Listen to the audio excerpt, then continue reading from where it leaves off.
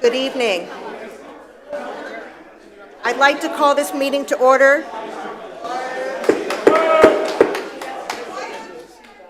City of Palm Coast City Council Business Meeting. It is Tuesday, May 4th, 2021. It is 6 p.m. Please rise and join me in the Pledge of Allegiance to the flag. I pledge allegiance to the flag of the United States of America and to the republic for which it stands, one nation, under God, indivisible, with liberty and justice for all. Amen. Roll call, please. Mayor Holland. Here. Vice Mayor Branquino. Right here. Councilmember Barbosa. Here. Councilmember Danko. Here. Councilmember Clufus. Present. Mayor, all members are present. Thank you. We'll now open up to public participation. Per our rules and procedures, I see a lot of our new residents out here for the first time tonight. We do ask that everyone acts with civility under public comment. We want to hear every person speak about issues that are impacting them. So please be respectful of each speaker. We do not allow applause one side or the other. This is a business meeting. We're conducting a business meeting, making decisions that are agended this evening. So please respect the process and please respect each other. Any member of the public wish to make public comment on items not on the agenda, you have up to 3 minutes. Again, these are items that are not on the agenda. I'd ask you to please approach the podium, state your name for the record, and your 3 minutes will begin.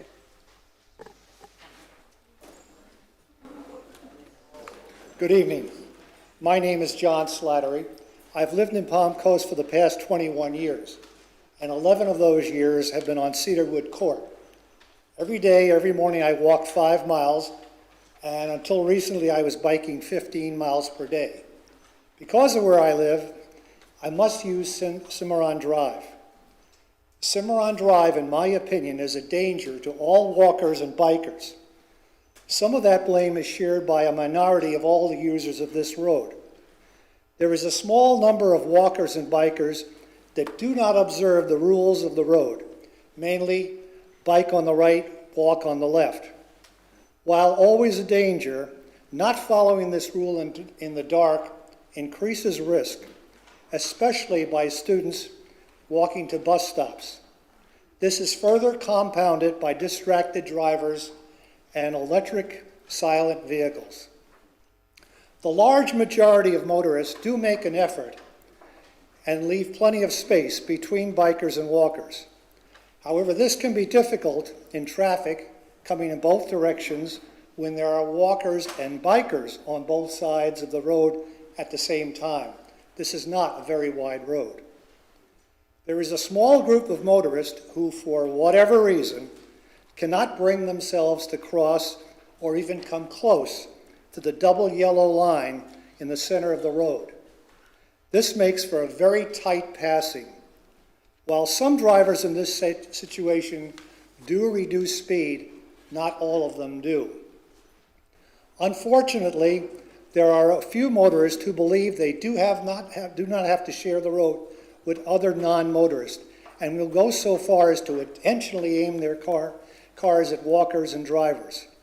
I have had to leap off the road numerous times to avoid being hit by these drivers. I have also been run into a swale while biking and luckily only ended up with a damaged front wheel. I have been told by previous administrations that Palm Coast will never put in a sidewalk along Cimarron Drive. That being so, I believe that this road could be made a lot safer for all users if the next time the road is paved, 18 inches is added to each shoulder between the current road and the swales. These additions can then be designated as walking and biking lanes. In the meantime, the city should undertake, in conjunction with the Sheriff's Department and the local media, an educational program to inform motorists, walkers, and bikers to share the road and the correct way to use the road. In addition, signage along this road directing motorists to share the road, and reminding walkers and bikers Thank you for your what comments. they should use. Thank you. Next speaker. Good evening. My name is Diana Gilson, and I also live in C-section off Cimarron. And I've been there for 20 years. The traffic has increased, as has the speed. There are some very dangerous sections of the road. I'm a walker, I used to be a biker, and now I'm a triker. And 3 times I have almost been hit by a car. Now, there is a corner where Comanche and Cimarron meet, and the school children wait for the bus there at various times in the morning. They've been out in the dark, they're spilling over into the street, and that's a very dangerous position. Particularly, they wear black, and they're very difficult to see in the dark. And I think that you have to have some sort of attention there.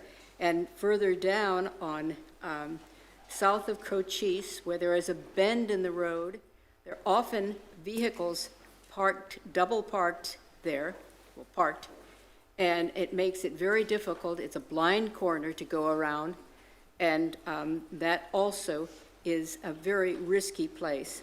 Everything is risky, because there is no place for us to go. We stay close enough, we have our mirrors, we're attentive, but the drivers are not. I think that we have to do something before an accident occurs on that road. Thank you very much. Thank you very much. Next speaker.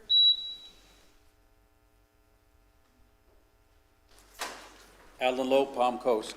Very nice to see your faces finally. I'd like to speak for a moment about Slow Way. City staff is in favor and recommended closure for property preservation and safety issues. However, at a previous council meeting, the council temporarily tabled it to open better communication with the county. 2 main questions were brought forward by council during that meeting. 1, turning large trucks around, inability to make a K-turn at the end, and emergency vehicle time delays. As far as turning a large vehicle, why not work with the county to place signs at the beginning of the county road stating something to the effect of dead end or no turn and fine for unauthorized vehicle entry. Then place the gate partway down Slow Way so that trucks ignoring the sign can get out of the way.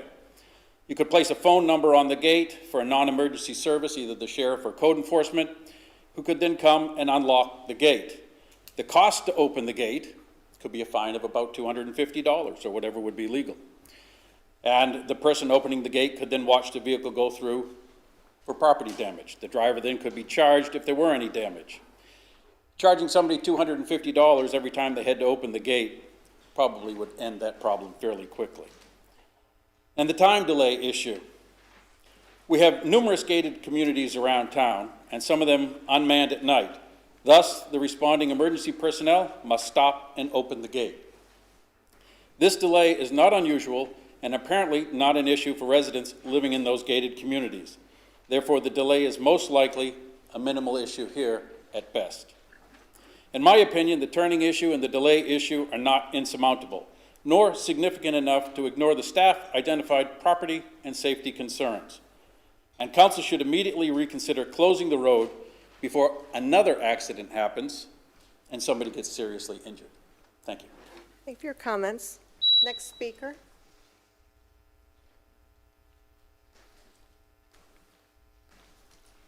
Good evening. My name is Jennifer Wagner. I've lived in Palm Coast for over 20 years, and my family's been here since the 70s. I've seen lots of changes. Tonight, I am proposing a change that many of us feel strongly about.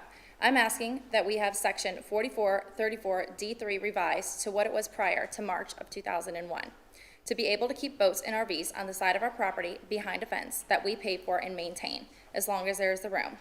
A lot of people move here because of the access to the water. We are a boating coastal community, hence the name Palm Coast.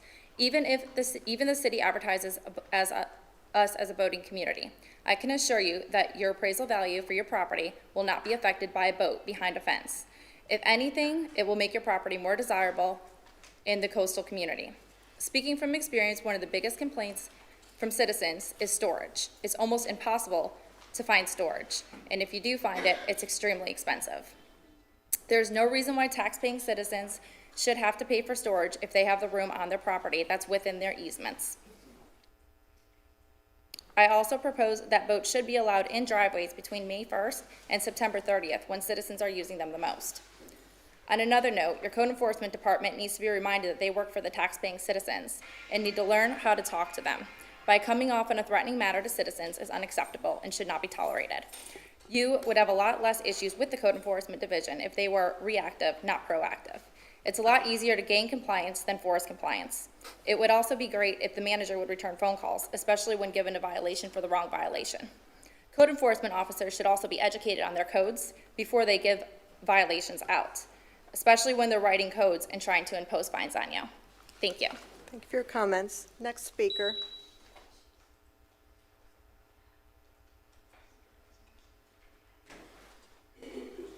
Hi, I'm Cynthia Hopkins, and this is my husband, Brenton Golding. The speech exceeded 3 minutes, so we're just sharing our time. Well, I you'll would- have 3 minutes. I mean, you can, I Come called up ahead and- of time. Well, I'll give it to him after. I would like to thank you all for the opportunity to speak today, because the topic I will be addressing is not only incredibly important on a global, national, and statewide scale, but it's also very important here in our own community. Today, I would like to address our communal shortcomings when it comes to recycling. Our city is one of the most beautiful places in Florida, not just because of our pristine beaches or our many beautiful parks, but also in just how well manicured our roads and landscapes are. It's very clear that a lot of effort and attention to detail went into the beautification of this town. With all that effort, I know the plan was not just to make Palm Coast beautiful, but to ensure it stays that way for a long time. Yet our recycling program comes up very short in terms of our communal needs. While residential areas have the ability to recycle things like plastics and aluminum, our commercial properties are only afforded the option to recycle cardboard or paper, and in order to do so, must pay an additional cost. Most of our glass ends up being thrown away in the trash, as any bin containing broken glass is considered contaminated and discarded. Additionally, the recycling company with which we have our current contract ships a decent portion of their jobs to other countries, predominantly poor nations that have a habit of mishandling the recycling project that they take on. In short, most of our recyclable items end up in the trash anyway, contributing to a serious global issue that is escalating at an alarming rate. This town's contract with its current recycler is coming up for renewal in a couple of months. I propose that we take bids from competitors, specifically looking for those companies that would focus on expanding our current program to include more recyclable items, and one that doesn't subcontract their jobs to countries who are ill-equipped to handle it. Within the new contract, we should create a stipulation that makes commercial recycling the same as residential recycling instead of the limited program we currently have. I also think it would be important for us to educate the general public on what can and cannot be recycled in order to ensure less contamination occurs. We had a goal for Florida set in 2008 to increase our total recycling by 75% by 2020. We were on track for a while, but saw a steep drop-off in 2006 and haven't gotten back on track. While there are a myriad of reasons why this took place, a few simple changes would help us get back on track. One of the biggest hurdles has been the lack of full-service recycling processing plants. Should we consider opening one here? Not only would it ease... You still got time. you have, Mr. Proposa, Sorry. speak, thank you. Just gonna pick it up where she left off, but if we were Please to, start the time, please. if we were to consider opening a full processing plant here, not only would it contribute to serious job creation around the town, but also municipal income. In fact, in 2019 alone, recycling in the U.S. accounted for 681,000 jobs. It was $5.5 billion in tax revenues, and then $37.8 billion in paid wages. Not to mention the slew of government grants that we could collect just for considering a type of project like that. In short, it's a win-win. We could, by focusing heavily on expanding our recycling program, both help our local economy and do the right thing for the planet. In closing, as we mentioned at the beginning, we've got a beautiful town here. And I know many of us, if not everybody here today, wants to keep it that way for decades to come. I mean, you guys wouldn't be here if you didn't believe that, right? Participating at the local level. And so One of the biggest ways we can ensure that we preserve the beauty is by taking a more active approach to limiting our waste, maximizing our ability to recycle everything that's capable of being recycled, and then, honestly, seriously consider switching to a recycler when our current contract expires, and look for a company that does more and keeps their services domestic instead of subcontracting. Make commercial recycling capabilities at least equal to our current residential recycling, and finally, again, give some consideration to our own full-service processing plant. It would ease a lot of our recycling headaches, and it'd also provide jobs and revenue to our community. So, we thank you. Thank you for your comments. Next speaker.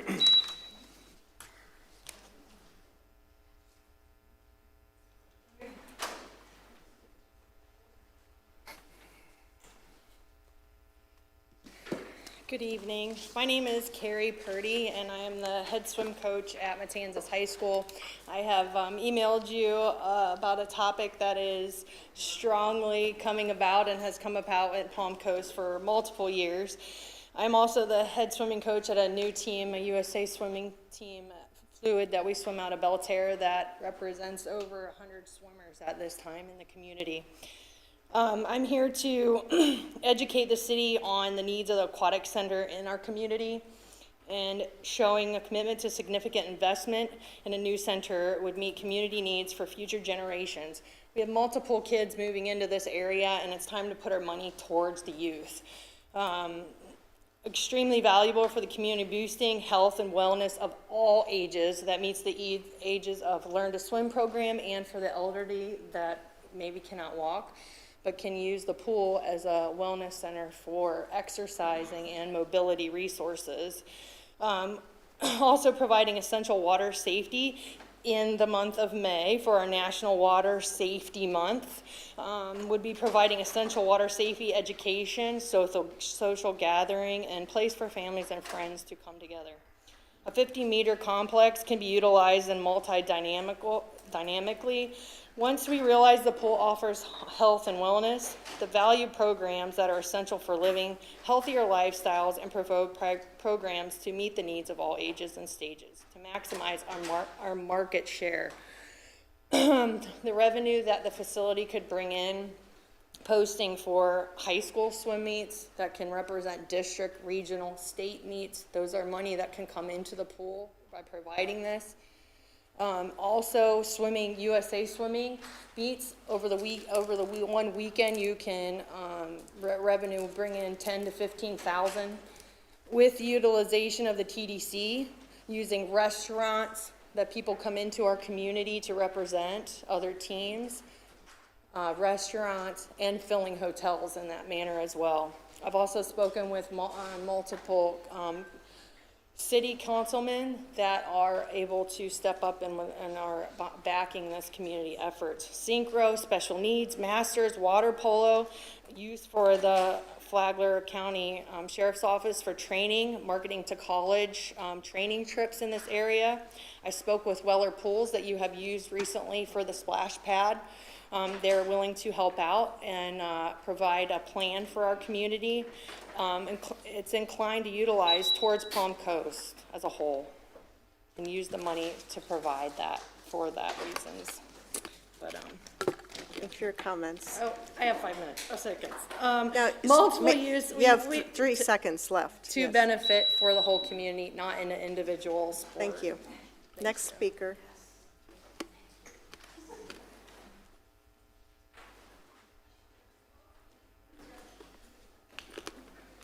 Good evening, my name is Bruce Stone, and I live at 63 Cinnamon Road. I'm kind of toward the end where the road bends.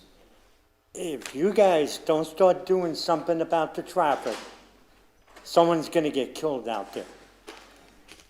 There's no bicycle paths, there are no walk paths. You got people in the morning that are going 60 miles an hour. I gotta take my own risk, walk in the street to get my mailbox, to get out of the mail. And I can tell you, when I back up on the driveway, people don't give you an inch. They don't even stop. They just keep on going. And there's one other thing I want to bring to your attention. Up at the European Village, I have a permanent handicap. Half those spaces are taken by people that don't even have handicap plates. I took a picture of 2 cars 2 weeks ago, no handicap plates whatsoever. So I had to park all the way in the back and walk. And obviously I have handicap plates for a reason. I almost lost my legs for blood clots. So you guys have a problem. Take a look at Flagler Beach. They have little flags so people can walk across the street. Ormond Beach does it. Beverage Beach does it. You know, Palm Coast is growing. It's got to wake up. Thank you for your comments. Next speaker.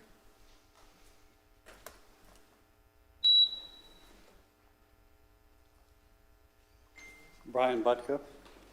The City Council has cast the closing of Slowway as a false dichotomy of inconvenience versus possible injury or death. There is no safety hazard, but closing Slowway will create both an inconvenience and create a safety hazard. Through email and in person, residents have stated that there is no longer a traffic safety issue.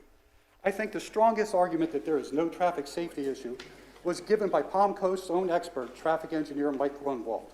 I will be quoting him from his presentation at the February 9th City Council workshop. During the duration of the closure of the Seminole Woods Boulevard, Mr. Grunwald described the neighborhood traffic as, quote, they had high-speed traffic, they had confused traffic, they had dump trucks, they had semi-trucks, unquote. But once Seminole Woods was repaired, the conditions would change. Mr. Grunwald adds, quote, now you can look at the context. We have this unusual situation. This is not going to be every day, unquote. He further states, quote, and today if you go and watch the traffic there, it's not a lot of traffic, unquote.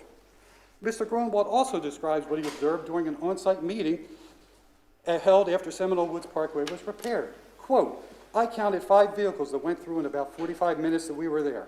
That's not a big deal in terms of the number of vehicles, unquote.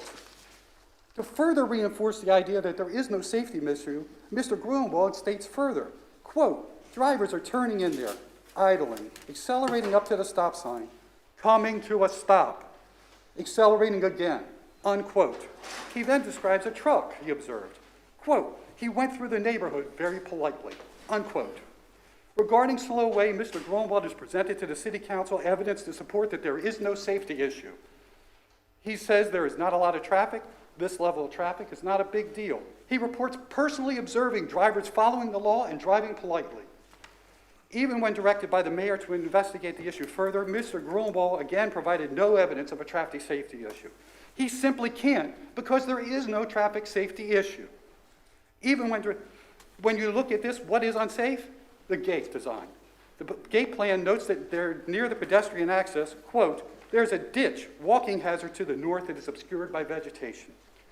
The fence is black. The intersection is unlit. This is an obvious nighttime pedestrian hazard. In addition, the pedestrian access exits to a swale, requiring pedestrians and cyclists to navigate a swale that is hazardous when dry and impassable when flooded. Installing the gate will create a safety hazard. The residents and traffic engineers see no evidence of a safety issue. I ask the council members in favor of closing Slowway to share their evidence of the safety issue with us today and meet with the neighborhood in the future. Thank you. For your comments. Next speaker.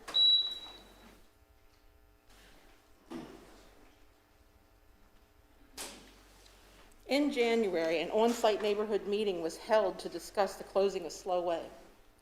Despite there being over 100 households in the neighborhood, only a select few were notified, and only 2 residents attended the meeting.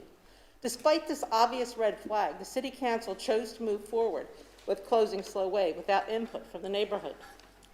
In the weeks before the second reading, the neighborhood residents sent dozens of emails objecting to the lack of notification and their opposition to the closure.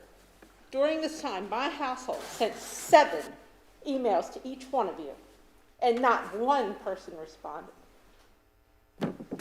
except for Councilman Barbosa, who incorrectly stated about Slowway closure. This has already been voted on and passed. At the March 2nd meeting, many residents stated that they had not been notified on the on-site meeting and raised many of the same concerns that they had addressed in the emails. The City Council expressed surprise by the level of opposition to the proposed closure and stated this was the first time they heard of these concerns. There is only one conclusion from that. The City Council does not read nor acknowledge concerns with the city via email. The email was the only method listed to contact the City Council on the Palm Coast City's website.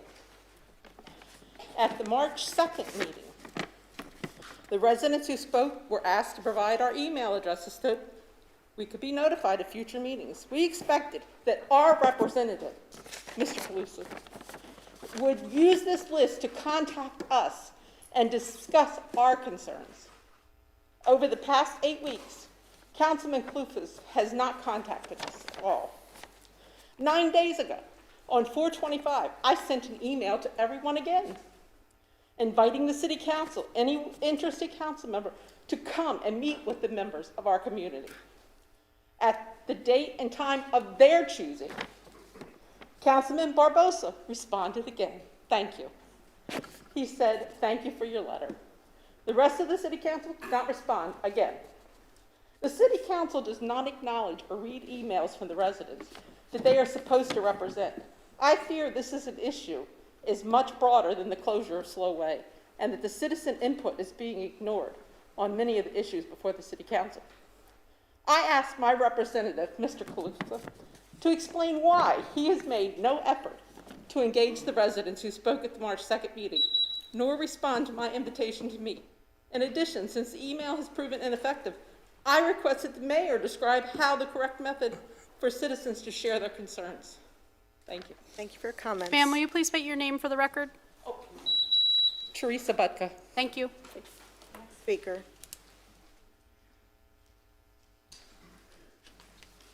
Hello there, Chris Martin. Firstly, I'd just like to say something positive. Congratulations on opening the new splash pad. It looks amazing, and the kids seem to love it, so well done on that. With regards to the huge amount of money allocated to the Pickleball project. That's on the agenda, sir. This is I wanted to items talk- not on the Okay, I wanted to talk about something not about that, but another way. I spoke to Mr. Morton in a previous meeting, and I was wondering if you'd had a chance, other members of the council, to discuss allocating a small part of the $10 million plus that's going to be spent on that to a skateboard park. My children have asked me specifically to ask you about that. There are very few facilities for teenagers in Palm Coast, and there still seems to be an outdated retirement community mindset, whereas there are a lot more families here now. The Wadworth Park skateboard facility in Flagler is very popular and a great community asset, and our kids and teenagers particularly deserve facilities too. I feel this would be a very positive asset, one that's not too expensive, and it's an age range that's deprived of facilities. I'd also like to agree with the lady about talking about the swimming pool facility, that I think we do deserve a better swimming pool facility as well. And again, that would be, for me, a preferable way of spending precious money.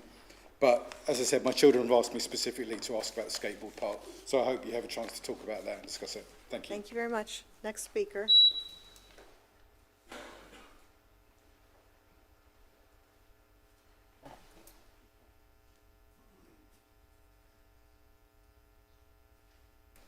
Good evening, Ed Fuller, Cherokee Court, Honorable Mayor Holland, Vice Mayor Eddie Branchino, Honorable Council members. I want to share with you and commend you all for an employee that works in the building inspector's office. We just had some windows put on at my bride's priding, and they're fabulous, and I didn't know there was going to be inspection of it. We had a building inspector come, and his name was Ben Grieve. Mr. Grieve, if he's an ambassador for Palm Coast employees, you better put a crown on him. He's unbelievable. He's so polite, walked in the door, said he was going to do, and he's going to inspect all 19 windows. He did. He went window by window, opening up each one of those windows, showing me the installation, whether it was properly done or not, explained to me what he was looking for. And I couldn't believe he took the time to educate me on what a proper installation was, which done. Mr. Grieve is unbelievably polite, skillful, knowledgeable, and a credit to the permitting section. And I wanted to take the time to tell you all, and thank you all for coming, for honoring here Mr. Grieve. I didn't know you'd all show up for him, but thank you very much. What an asset. What a great gentleman. He explained the whole process to me, and I couldn't believe my eyes. I just couldn't believe all 19 windows. And it wasn't a chore, it wasn't a task, and he did it very, very skillfully. So I wanted to thank you, Honorable Mayor, you City Councilman, and his supervisor, and Mr. Grieve. Thank you so much for allowing me to have such a wonderful experience as a citizen as far as my dealing with a city employee.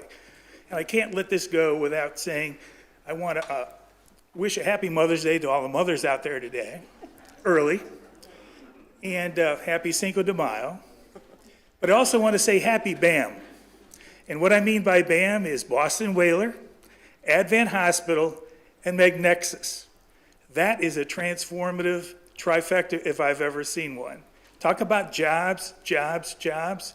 That's it. What a trifecta. Thank you all for a wonderful job. Thank you for the job you're doing. And please commend Mr. Grieve for an outstanding job. Thank you very much. Good evening. Thank you for your comments. Next speaker.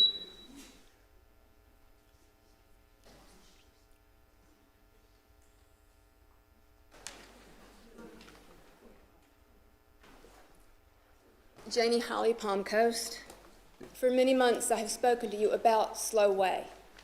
I live on that intersection. Slow Way literally is from the back of my yard to the front of my yard. I'm there 99% of the time. I know the traffic that goes through there. I hear the cars that come through the subdivision or the neighborhood or whatever you want to call it that roar through there on the weekend and then go roaring down County Road 325. This past weekend, it sounded a lot like a drag strip. Somebody is going to get killed. A minor inconvenience of having to drive a little bit further, I would be more inconvenienced than anyone because I'm right there at that intersection. Yet, I have no problem driving the other way. It's a lot safer. And at the last meeting, there were questions addressed. Again, proper signage, dead-end road, no outlet, no turnaround. People will read those and say, hey, I don't need to go that way because I can't get out. It's very simple. And as to people not being notified of city council meetings, they're very plainly and obviously posted on the city's website. It's time people took the initiative and looked these things up for themselves, because any child can operate and say, Google. Thank you for your comments. Next speaker.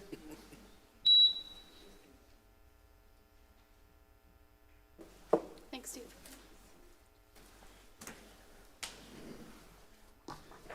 Steve Carr, Palm Coast. I want to say the city has been taking a look at Florida Park Drive and the problems that exist with Florida Park Drive, and we really appreciate it. But sometimes I think we're not taking the focus on what the real problem is. The real problem is excessive traffic.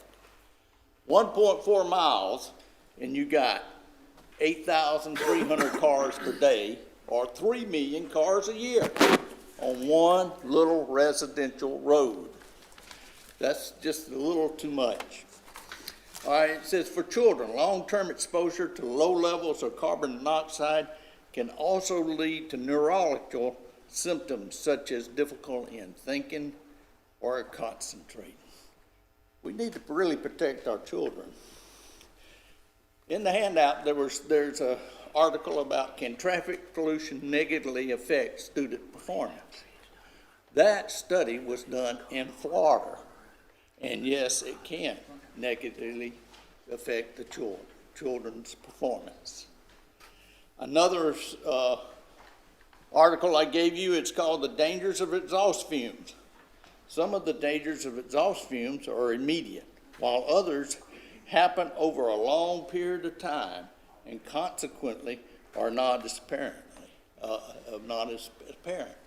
over a long period of time. Long time exposure to traffic fumes, 8,300 cars a day, 60 feet from residents' home.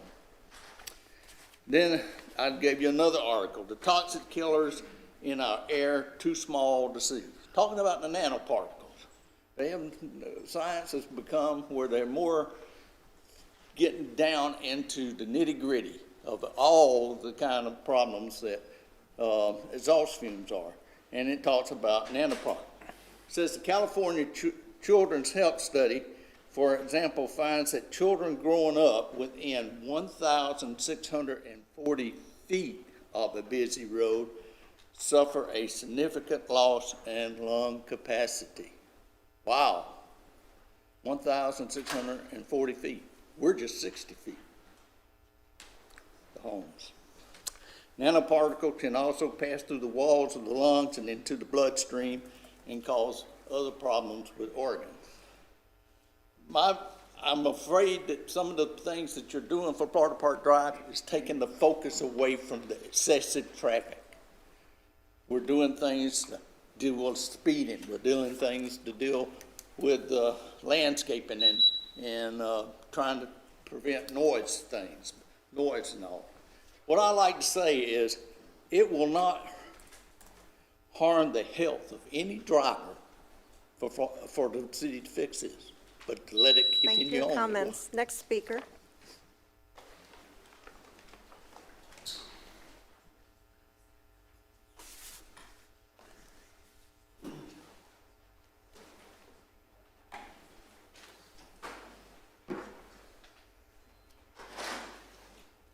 Hi, my name is Kim Nelson. My daughter is on the Flagler Fluid swim team. She's also on the FPC swim team. She's also on the track team. I have always driving from one place to the other. I am so happy that she has somewhere to go in Flagler. One of our biggest things is she wants to do junior lifeguard. She wants to be a lifeguard.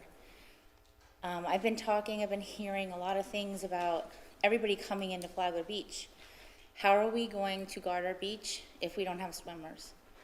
You're not going to find lifeguards that play football. You're going to find swimmers. That's where you're going to be able to guard our beach. I have some statistics for Florida drowning from 2017 to 2019. Highest ages from 1 to 4. Currently number 5 in the U.S. is Flagler County. Florida State, 388,209 in state of 2019 I have obesity of the Floridians is 25%, 61% overweight. Flagler in adults is 35.1%, and in children is 23.6%.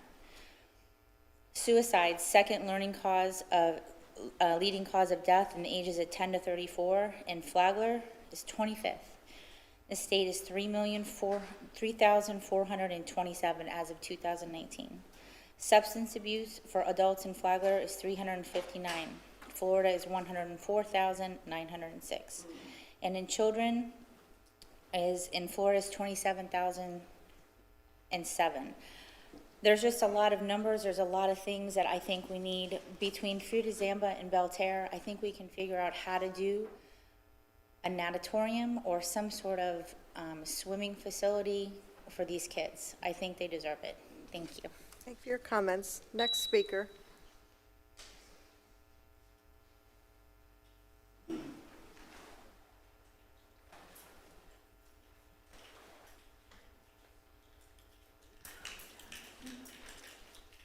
My name is Christopher Purdy. I also want to speak about having your boats in your driveway.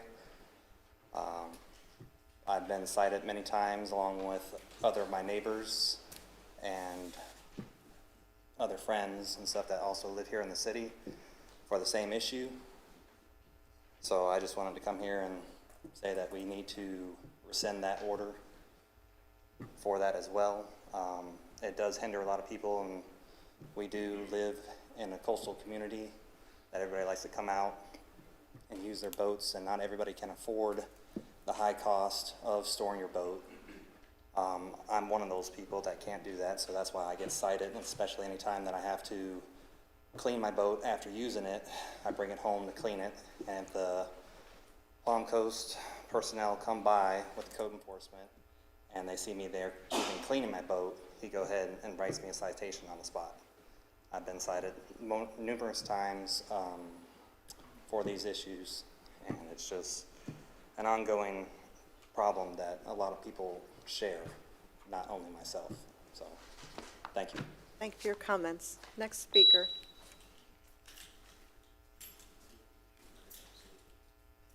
Go ahead. For those who have called into the meeting, if you would like to speak, please make sure you dial *9 on your phone to indicate you'd like to do so, and you will be unmuted in turn.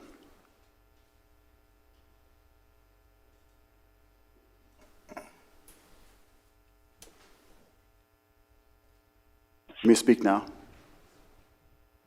Yes, this is Jana Lapuncher.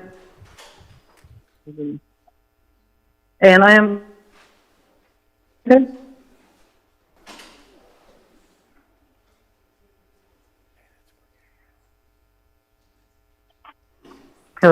Just get, can you, ma'am, we can't understand you. You're breaking up for some reason. Okay.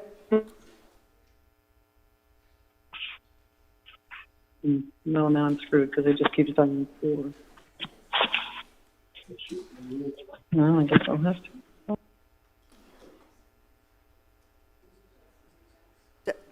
Can you just get their number for us? Thank you.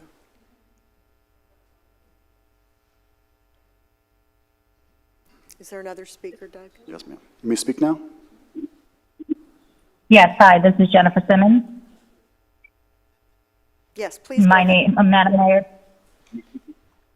Mayor, City Council members, I'm here this evening as a citizen of 23 years, as well as a new homeowner. As a new homeowner, was very confused on how some of the rules for your property removal or addition-wise are very strict. Almost HOA strict. I purposely didn't buy a home with an HOA requirement due to wanting to express my creativity and design my dream home. This city and its citizens are very vocal on social media, which is the modern day word of mouth. You would be surprised how many people want, need, beg for change.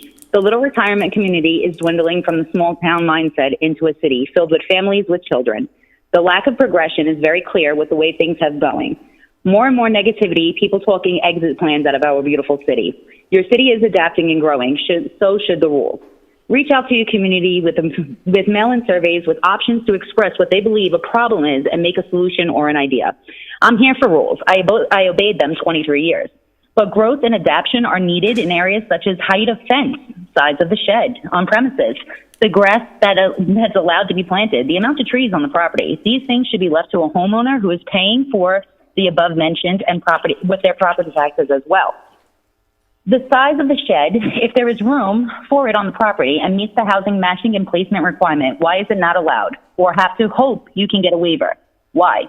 Why do I need a waiver for an 8-foot fence when they sell the panels at Home Depot or Lowe's?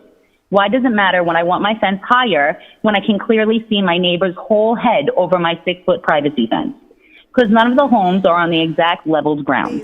Neighbor's elevation is way higher than mine, but I need a waiver for privacy/safety on the property that I bought the fence pre-existing on. Again, meeting all the other criteria, when this was a retirement community, a 10 by 20 shed would have been fine. But this is a family and young adult city now. Drive around, plenty of sheds way bigger than the 10 by 20. Where is it equal for the newer citizens? And the grandfather in clause should not even be in existence. New perspective will help and grow with the times. You need to learn your upcoming demographic because this isn't what they want. Today is a fence and shed. Next time I will be back for work vehicles and driveways, trees, grass, waste pro, street lights, traffic lights, sulfur water issues, prices for living, our kids' education, school safety, these things to keep the youth busy. Living in this town was always about getting what you want by who you know. Please don't say that's not true. A large group of your community has seen firsthand privileges others have received for donating large or who you knew. 23 years of helping out a lot of this community silently ends today. I will use my voice, speak for the voiceless, In today's uncertain times, pandemic, discrimination, and inequality, I want to use my voice to help make sure that this city doesn't turn into a repeat offenders of past regression and move on a progressive, equal community. Thank you for your Not comments. a who you know Thank under. Thank you for your comments. Next, is there another one? One more? Yes, Okay, ma'am. thank you. You may speak now.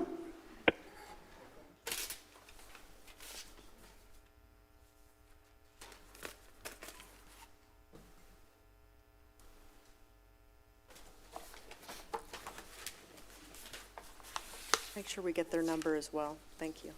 Okay. Okay, we're going to close public comment and take it back one by one for the speakers. Obviously, I'm going to start with Cimarron Drive. Cimarron Drive has been a topic that has been brought forth before this council in the last two business meetings.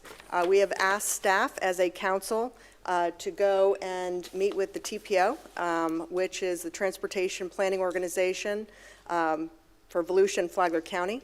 They determine which streets can be funded, what solutions can be made on different areas of our streets. So I know that our city manager has met with certain residents in regards to Cimarron Drive. We have asked for a resolution and a solution for this roadway.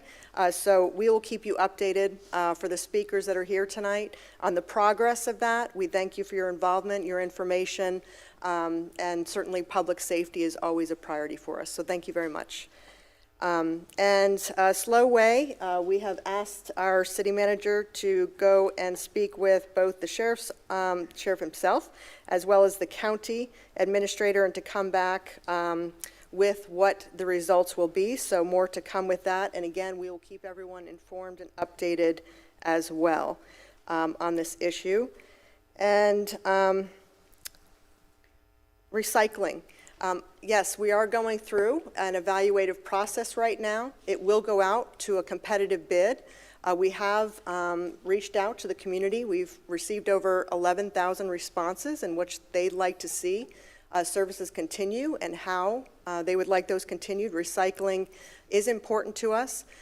So I would just ask our city manager to please speak with our consultant as far as the topics of commercial recycling were brought forth to come back. That RFP will be going out. Again, that's an evaluative process that it will be competitive. No, sir, your public speaking is done. Thank you. That'll be an evaluative process. Public input will be made as well. All of these documents are public documents, and so your input is greatly appreciated. Swim team, as well as the aquatic center. We're well aware of the conversations that are going on with both the school district and Belle Terre Swim and Racket Club, as well as our swimming pool and the services that are provided there. I know that our Parks and Rec Director, Lauren Johnston, has been meeting and is meeting with the Parks and Recreation team of the school district to always come up with ways to collaborate and partner and offer those services for all ages of our community. But we do understand the need. We are a growing community, so we appreciate, once again, your involvement. Your passion for this is greatly important, and we always look for ways to invest in our community, as you mentioned, for all ages. So thank you. We'll keep you updated on the progress as well. Mr. Carr, thank you so much for your input for Florida Park. Mr. Martin, thank you for your input on the skateboard park as well. I too had comments when my children were growing up about more amenities here, so that information is really important to us as well. And then as far as the comments about boats and driveways, boats and backyards, again, we really appreciate you coming back to us, and your input is important. It's not on the agenda tonight for discussion, but we will be continuing to talk about this as a council. We recognize the importance of listening to our residents. It's why we've asked for the citizen input regards to commercial vehicles in the driveway. So we thank those that have already participated to date, and we look forward to that conversation moving forward. And so I think for right now, that covers the comments. And we will now move to the agenda item number 1, which is the approval of the minutes of the City Council April 20th, 2021 business meeting. Is there a motion to approve? Make that motion to approve the minutes. Seconded. Moved and seconded. All those in favor, please say aye. Aye. Any opposed? Seeing none, it passes unanimously. Agenda item number 2 is a proclamation, May as National Water Safety Month. James is here. Is anyone else not going to be receiving this Parks and Rec? Okay. You made it. Vice Mayor Branquinho will be presenting, so. Let me take my glasses so I could see. Yeah. Good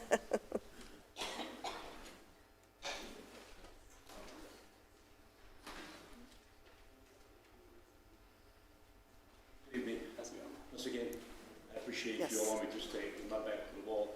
I like to face the people when I'm talking. Proclamation.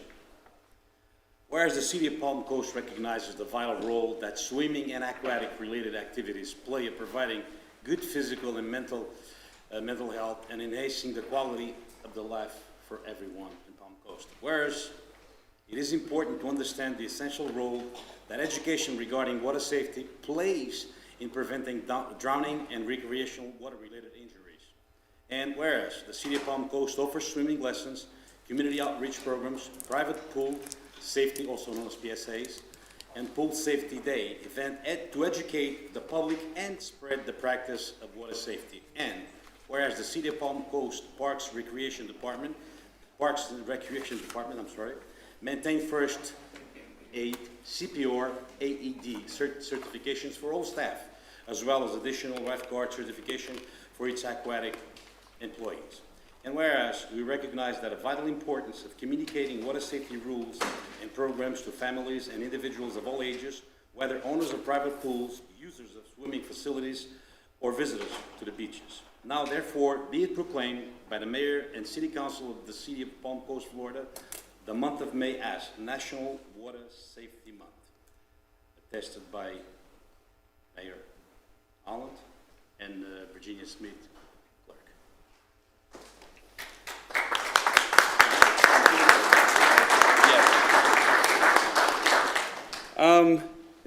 Mayor, City Council, thank you again for this year's Water Safety Proclamation. Every year our aquatic staff strives to offer aquatic programming and events for all ages. You know, we have swim lessons for all ages, we do lifeguard classes, we do junior lifeguard camp at the pool as well. And not to mention, we also have our Pool Safety Day, which is going to be May 29th at the pool. So come on down. We do some fun safety events, and then we work with the fire department and do a little bit of a kind of a CPR rescue scenario for everyone to watch and see. So May 29th, come on down. We'll be there waiting for everyone. Thank you. Thank you so much. Thank you. Now present agenda item number 3, which is a proclamation, May as National Preservation Month. Councilmember Clufus will be presenting. I would ask those receiving to please approach the podium.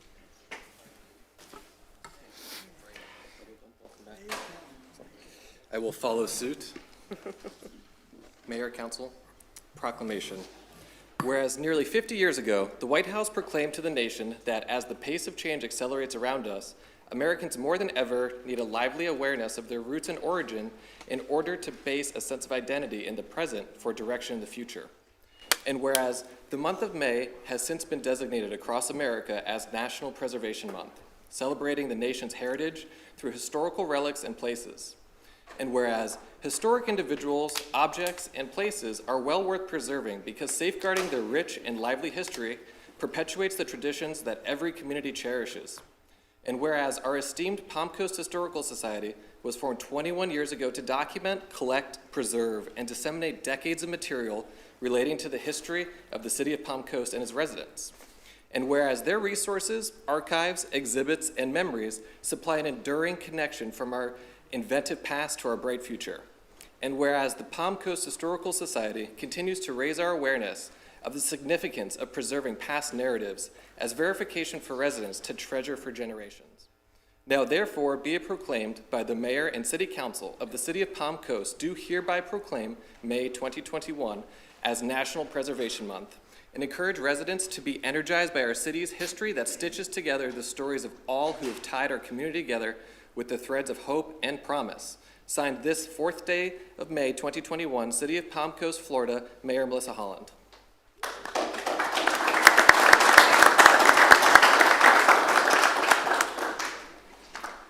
Thank you so much. My name is Kathy Reichert-Olavsky, and I'm the Vice President of the Palm Coast Historical Society.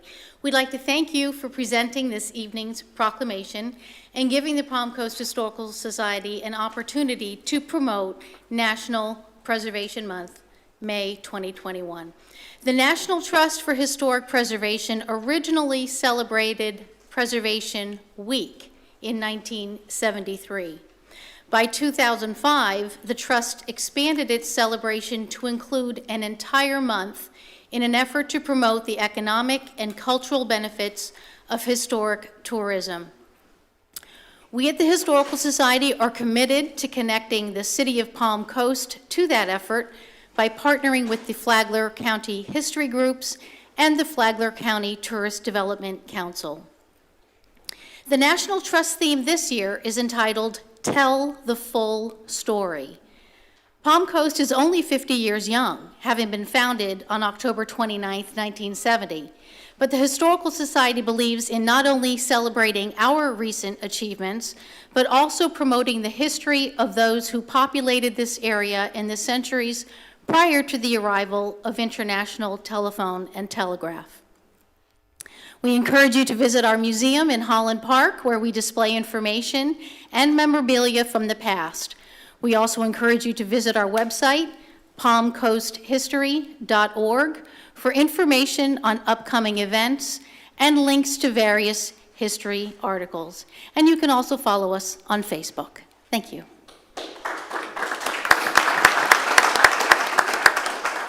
Good evening, everyone. My name is Elaine Studnicki. I'm the president of the Historical Society and co-historian with Art Dyke. Good evening, Chief. Good to see you. I just want to say this, that there is room on all of our agendas to have progress and preservation all at the same time. Let us let these words move us forward into action items so that we can do what we say. And we can preserve not only our beautiful city, but our county for the children who are going to be swimming in those beautiful pools and be sitting in front of us someday. So thank you very much. Let's be like Teddy Roosevelt. Yeah. Let's save our history, save our environment. Thank you very much.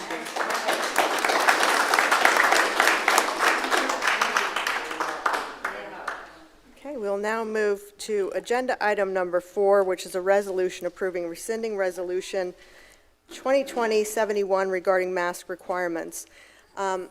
We started this discussion well over a year ago, and in consultation with our fire chief, who is our emergency operation response director during times of emergencies, after the governor declared a state of emergency when COVID-19 was first recognized. In partnership with the Flagler County Health Department, the Flagler County Emergency Operations Center, Jonathan Lord and his team, it has been an incredible effort thus far to be responsive to this pandemic. It has certainly been also by the residents, who I want to really say thank you, because you have done an extraordinary job at coming together, heeding the warnings, staying safe, keeping your neighbors safe, and certainly complying with what's been requested. All along, we have been in consultation with the Florida Department of Emergency Management, the Florida Attorney General, as well as the governor of the state of Florida. And we have tracked and followed his recommendations along the way. Our city manager had made the decision after consultation with our first responders emergency management team to lift the mask requirement within City Hall, and to move to an additional phase of our response, which is now the vaccination portion of it. I have recently become fully vaccinated. It's why I don't have to wear a mask anymore, so I'm grateful for the health department doing their incredible job with our emergency management partners to offer vaccines to as many residents that are wanting the vaccine. So we are encouraging those that have not been vaccinated to please do so. It's a great way to show your unified support of your neighbors, the community safety, and continue to get us out of what has been a considerable amount of time that has not only impacted our residents' life, those of our business community, as well as those that we've lost to this tragic disease. And so I have asked for this to be put on the agenda, to ask for this resolution, since I was the one who originally signed the resolution. And so I'm actually going to turn the gavel over to make a motion to rescind the resolution approving mask requirements. Do I have a second? I'll second it. Okay, do we have a second?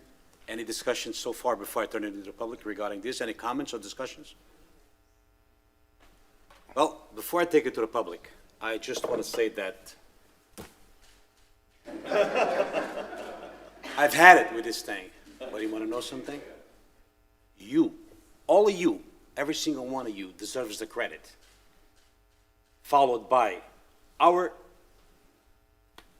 first responders, fire, sheriffs, because you guys put your butt on the line. Sorry that I said butt, but anyway. You guys, and I mean you guys, I say it with all due respect, deserve more credit than anybody else. Those who are against it, those who are in favor of it, as of today, after we all hopefully vote for this to rescind, we'll be able to, let me do it again, throw it out. I hate that thing, but I did it, I wore it out of respect for every single one of you. Thank you very much. Now, let me pass it to the... May I add something? I mean, this doesn't mean if you're not comfortable wearing a mask that you can still please wear a mask. We're just stating that it's changing the resolution. Exactly. I'm also completely vaccinated. Yes. I took my vaccines. Thank you, Mayor. Thank you. Any extra comments that we have coming from our audience?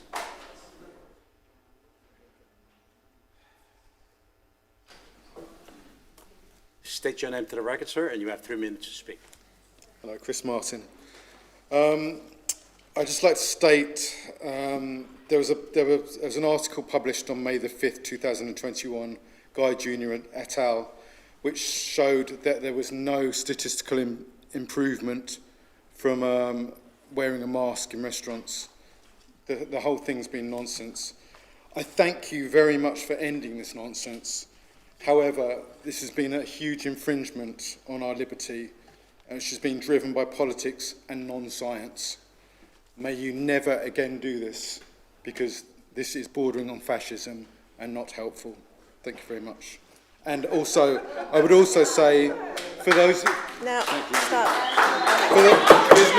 Excuse me. For those of you who wish to take a vaccine, good luck, but you are more likely to get into serious health problems and die from the vaccine and its reactions. Thanks for your opinion. Next speaker. Having none, I'll bring it back to this panel. Any other further comments from the council? I'd just like to make a comment that in our lifetimes, it's important to recognize that if the biggest request that we've ever been made and to feel repressed that you've been asked to wear a piece of cloth to potentially protect your fellow resident, if you feel that's the biggest repression of your rights in your life, it's potentially an opportunity to look back and realize that you haven't been that repressed in your life. Excuse me. Okay, the mayor was clear at the beginning. Please, let's respect each other and no applaud one side or the other.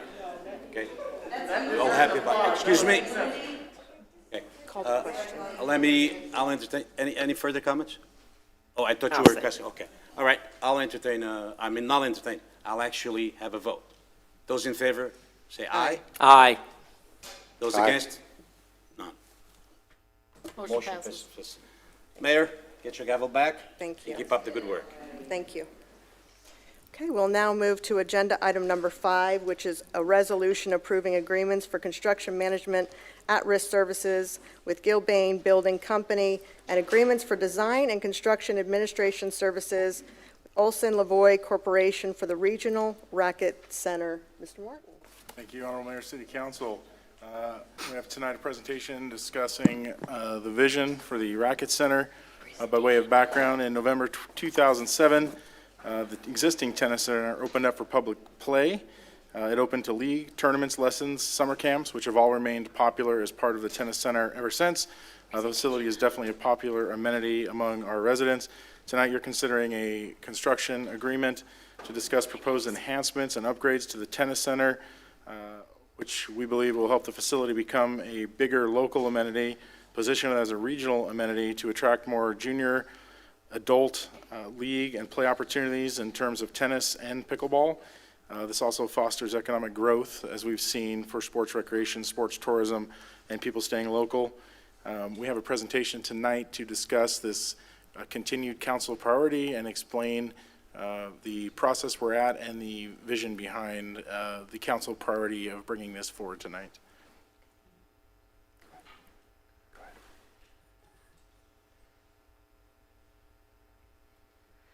Good evening, Mayor and Vice Mayor and City Council. Lauren Johnston, Chief of Staff. I am here to present the Regional Racket Center Vision and Business Plan. It was included in the council packet. So just wanted to go back to the council priority that was established by this council and adopted in 2021 year, but it really predates back to an adopted priority in 2017. We're here today presenting the tennis center business plan, the master facility concept that had not been updated since 2004 was updated at the March 9th council meeting. Next on the outcomes for fiscal year 21, we have a P3 partnership proposal, a new recreational and special event programming plan, and hosting events with local talent organizations and Flagler schools. Progress to date is we established the advisory committee. We reported those findings back to City Council on March 9th. Again, we updated the site master plan, and we're here with the vision plan. One of the primary objectives of SAP is to create the premier racket facility with a full menu of quality program for children and adults, hosting USTA, United States Tennis Association, and US Pickleball events and tournaments.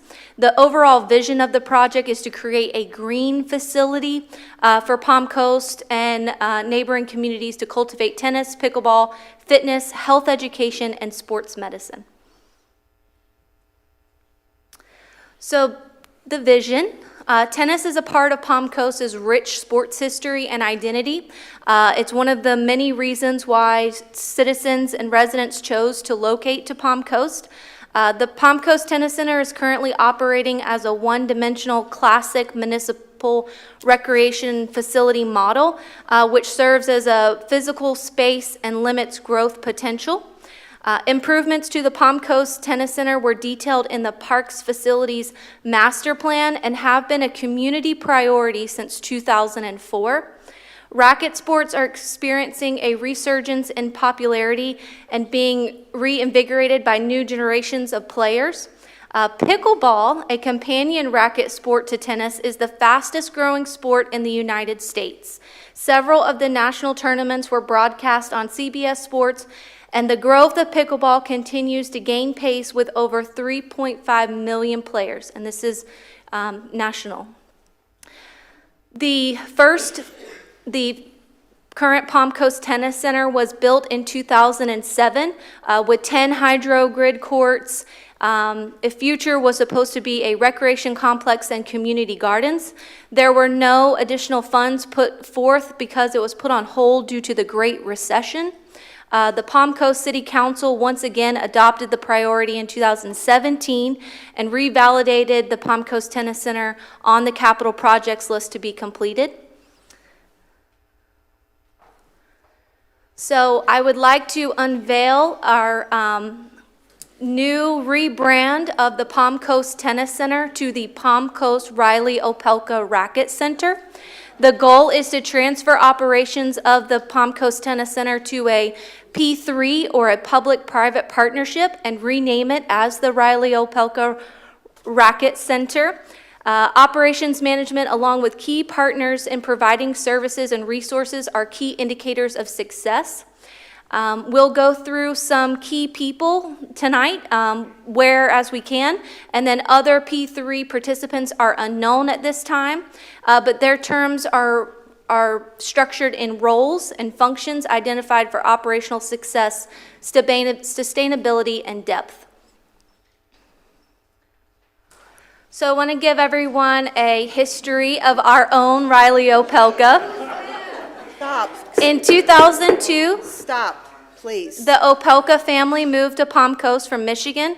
5-year-old Riley Opelka took an immediate interest in tennis and spent his early years chasing his dream at the Players Club before connecting with former professional player and Olympic coach Tom Gullickson, who was also a Palm Coast resident. Tom and Riley formed an on-court relationship and friendship, which played a significant role in Opelka's junior development. In 2015, Riley traveled to England and won the prestigious Junior Wimbledon Championship and immediately joined the Association of Tennis Professionals, the ATP Tour. At 23 years old, Riley's ATP resume includes a career-high ranking of 31 in the world, 2 ATP titles, and several top 10 wins, and one of the most feared first serves in the ATP Tour. Today, Riley is represented by Fila, Red Bull, and Wilson, which provides him with exposure to numerous charitable organizations around the world. As the recipient of the 2019 Next Generation Award, Riley is Palm Coast proud. He's excited to give back and ready to play a prominent role, which includes leading his brand to the Palm Coast Riley Opelka Racket Center, where he will serve as ambassador for Palm Coast Racket Sports. And I do have an exciting video from Riley to share.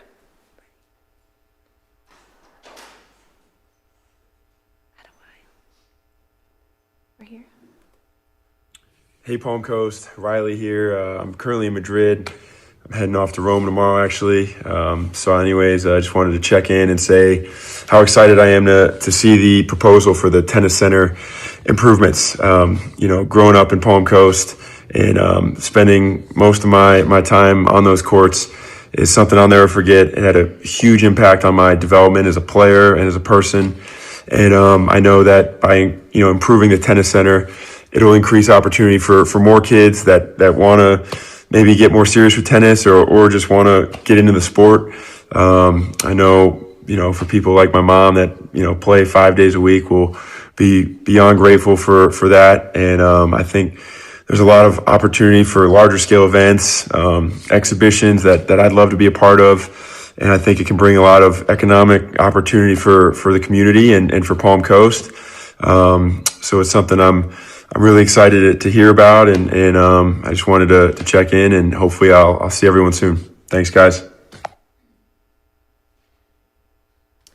The next key partner we've developed in this business plan was the Medical Hub Medical Education Institution.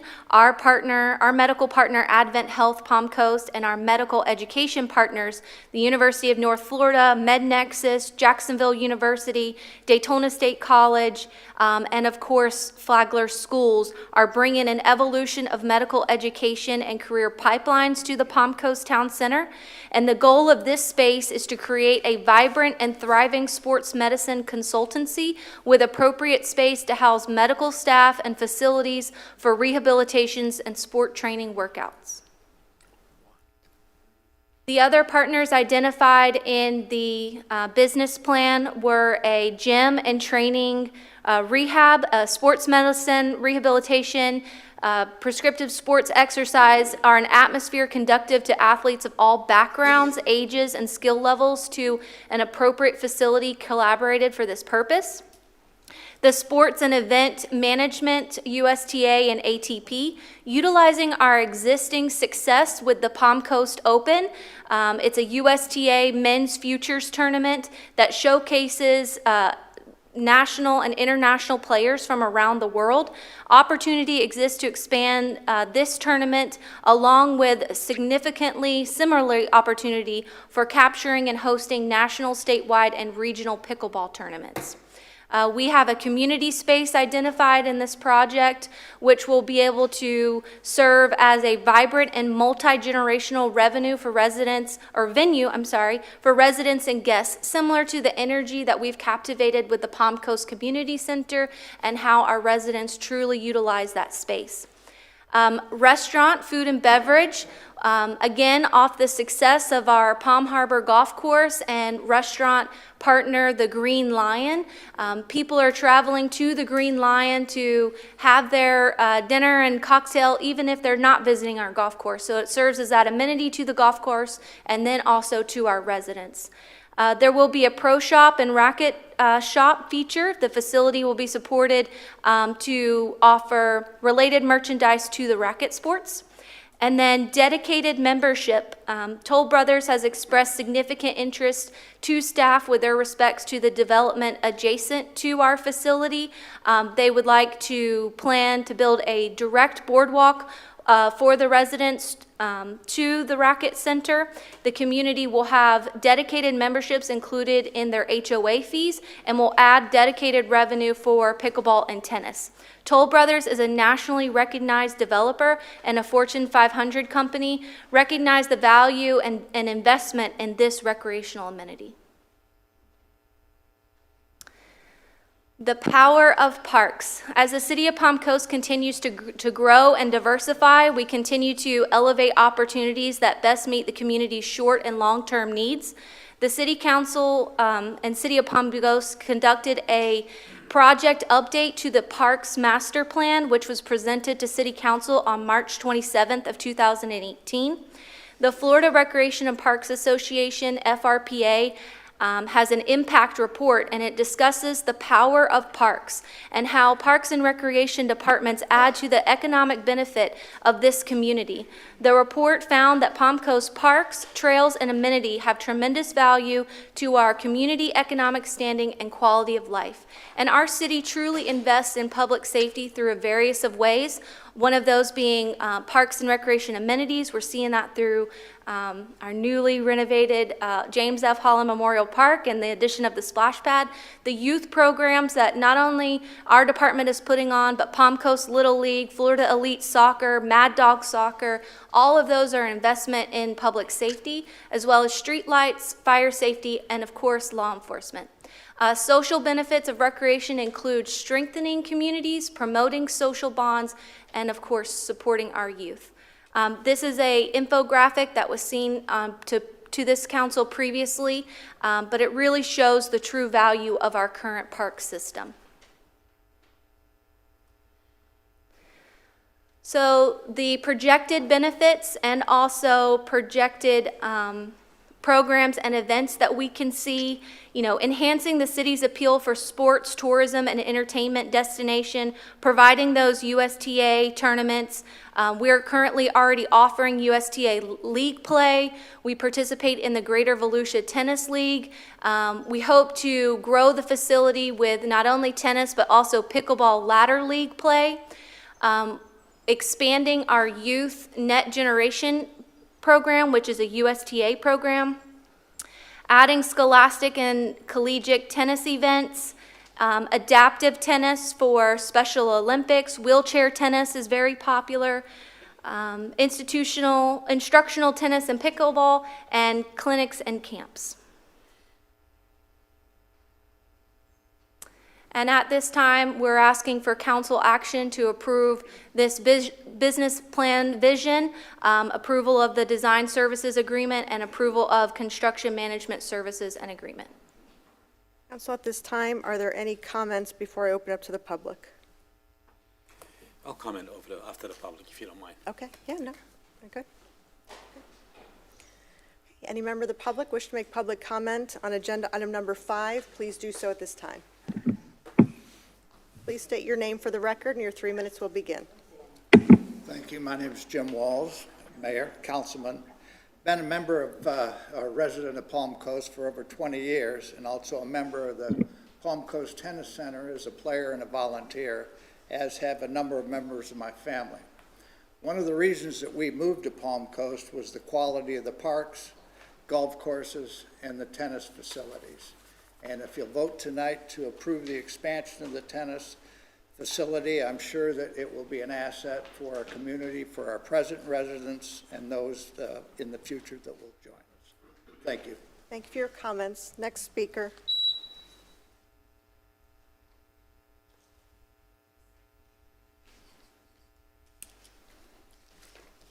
My name is Kurt Bottoms. Myself and my wife, Patricia, we relocated here in 2005, and one of the amenities that we enjoyed most was playing tennis. And within the last year, I took up pickleball, so I'm getting a lot of exercise. So I feel that having the tennis center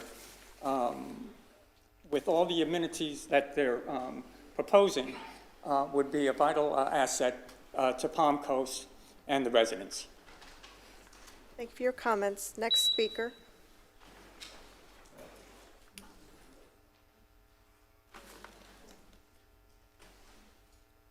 Janie Holly, Palm Coast. In 1997, I had a catastrophic accident. I broke both bones and destroyed my right ankle. I have 13 screws and a metal plate. I am literally allowed by my doctor, who performed the surgery, to walk, and that does not include walking on the beach because of the shifting sand. Because any damage, I can lose my leg. I had 2 years of physical therapy and rehab on this thing. My doctor was the doctor for the 1996 Atlanta Olympic Village. He knows what he's talking about. I realized people enjoy playing tennis. At one time, I played tennis. I was very good, but that's no more. Whereas, yes, I can realize people would like to expand this. However, those funds can be made better to serve more citizens of Palm Coast, because what about the disabled? Disabled people of all levels of disability can swim, but we can't play tennis. Thank you for your comments. Next speaker.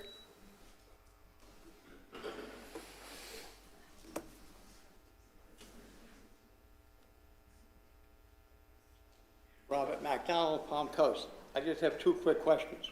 Where is this tennis center going to be built, and who's going to maintain it or manage it? And I certainly hope that the council has enough common sense to get somebody who really knows how to manage it, so we don't take a financial beating like we did with the golf course that the city now currently owns. Thank you for your comments. Next speaker.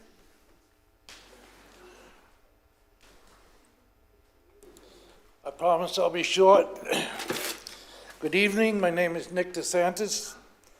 I'm also known as the dog father down here in these parts. I assure you this will be short. I have many concerns on the pickleball nonsense. First off, are you all out of your mind up here? Sir, we have rules and procedures. You cannot speak like that to us. Thank you. Okay.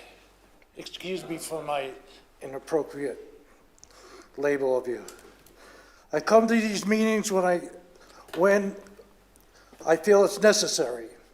I decided to stand up and think of who's ever in favor of this is absolutely blind and not worth being up there representing the people of Palm Coast. I don't need to read this. Anyone that votes yes to this, I assure you, I will use everything I can to make sure you never get up here again. This is ridiculous. I see people out here in the streets, living in the streets, and you're gonna stand here and talk about a racquetball, pickleball club? I spoke to over 100 people here in Palm Coast. You know what the number one question was? Out of 99 people, what is pickleball? They don't know what this junk is. Think about it, you wanna do something, build a baseball field. a pickleball court, you should all be ashamed of yourselves. Every one of you up there. Next speaker. Mark Phillips, Palm Coast. I stand in opposition to this too. This is absolutely insane. The 2004, like 16 years later, we're just going to railroad through a $10 million project, right? Phase 1, 6 million, whatever you're talking about. I'm not just standing up here blind to this. I did do my homework. I spoke with Lauren Johnston. I went out. I went to the hammock courts. I went to the Holland Park courts. I went to the tennis center. And I checked things out on a nice Saturday morning at like 10 o'clock. What's going on? Are these courts packed? Are they full? Do we need more courts? No, they weren't. The tennis center had 2 open spots. The hammock had no one on their courts. The fact is we have these courts here. Whoever moved here for tennis or pickleball, it's there. It served your function. However, now we're hearing from other residents that have moved here about skate parks and aquatic centers. So, yeah, I stand here in opposition to this, and I think, however you want to say it, it's absolutely insane that you're bringing this up and trying to push this through. Thank you for your comments. Next speaker. Good evening. My name is Callie Zliba. I'm serving for Special Olympics Florida as the Senior Manager of Sports Training and Competition. I serve the Northeast region with our Special Olympic athletes that range from all different ages, from children to adults with intellectual disabilities.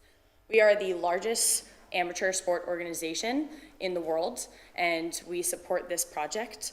Being active and healthy, having social interaction and development in these children and adults is our #1 priority. Having the Palm Coast Tennis Center has been great to us as it has provided us our athletes for the first time to earn a spot at our state competition at USTA in Orlando, Florida this upcoming weekend. Without that, we wouldn't have the opportunity to have these kids out here, be active. It also opens up many volunteering and coaching opportunities, let alone support, and having that support in the community and local community partners in the surrounding area. It's also going to raise awareness about tennis alone and what pickleball is. And it will educate people within the community of what that is and how sports are not only sports. I was a former Division I athlete. It's not just the sport you play. You learn a lot about character, responsibility, dedication. Most importantly, the impact of bringing a new sport. If we didn't have Palm Coast Tennis Center, we would have never had Flagler tennis. Also, same thing, we've never had Flagler golf. Those were 2 brand new sports here that I serve not only in 1 county, but 7 counties altogether. With that being said, we have a group of athletes, like I said, going to state competition. It's our highest level of state competition. We support all ages, abilities. Pickleball is brand new to us, so it would be a great opportunity to open up pickleball here in the county. By having this center, it welcomes inclusion, which is our #1 priority. Thank you. Thank you for your comments. Next speaker. My name is Wally Aquino, Chief Operating Officer for Advent Health Palm Coast. I am here to share that Advent Health is supportive of this project, a project that promotes outdoor activities for our residents is aligned with our values of feeling whole and being healthy. We think that kids, adults, anybody from all different ages needs to take into consideration that outdoor activities and exercise is extremely important for their well-being and their health. And we're here to say that we support this, and not only by just showing support, we also are extremely interested in see how we can help in terms of prevent injuries and also support something that is more coordinated and better managed in terms of outdoor activities. It's not just an outdoor court that people can show up and be playing the wrong way and causing more injuries. This will have a system of support around it. Thank you. Thank you for your comments. Thank you, sir. Next speaker. How you doing? My name is Bob Paffrath. I live in the Woodlands. I moved from New Jersey about 6 years ago with my 3 kids at the time, and since I've had an extra one born. You know, why not, right? Anyway, I moved from New Jersey because of all the corruption in politics and all of the things that were rammed through by politicians that had sometimes ulterior motives, sometimes they thought they were doing the right thing, etc. I have two boys that play football, and I have a daughter that plays soccer, and my 4-year-old's a little too young to do anything yet. But I had some clown, Brad West, respond to me on Facebook. Sir, you can't do that, no. I can't do what? You You're cannot still taking my speak. time. I'm reclaiming my time. You cannot speak Excuse me? about I'll be our heard, ma'am. staff. I'll be heard. I'll be heard. I'm a taxpayer in this town. I own a house. Do you understand me? Sir. Anyway, We have as I council was rules and saying, procedures. You've been warned by the we already mayor have a tennis center. Am You I correct? continue This woman just stood up to here and violate told our us we rules and already had a tennis procedures. center. We will now have you're you telling removed. me that my kids are all jammed. My kids are jammed into a field with 20 other football teams by Rimfire School right now, tripping on potholes and what have you, right? And I go to towns like Port Orange and what have you. They have huge football stadiums. Not for nothing. I know what football is. I didn't play football. I just found out what pickleball is. I don't have nothing against tennis. I mean, who the hell, who would? Okay, knock yourself out. But the woman just said we have a tennis center already. But to spend $6 million of amenities money on a stadium for pickleball, that's absurd. You people are out of your mind. I have to agree with this gentleman over here. Please, I mean, be more responsible with the funds that come into our town. I moved away from New Jersey because of these things. I came here, found out we had a Republican mayor and a bunch of Republicans here. Then I find out they're not really Republicans. We have, I'm not sure what the hell is going on Sir, here. It's the thank same you. stuff that we have going on in New Jersey. I'm not doing this. But I mean, come on, I don't want to have to move to Texas or something.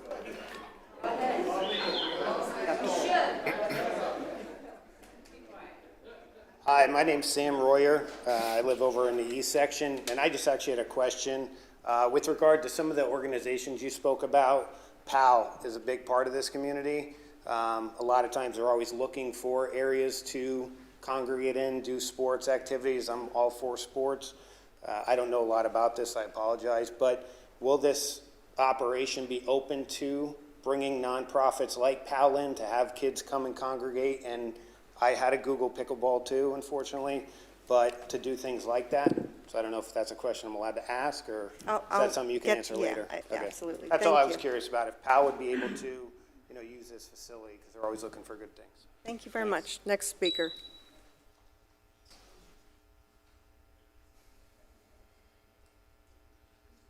Hi, my name is Leslie Johnson. I'm here in Palm Coast. I want to tell you right now, right up front, I have no dog in this hunt. In Texas, that means I don't really care one way or the other about pickleball. I will, however, tell you, I'm very concerned. I'm very concerned about the money.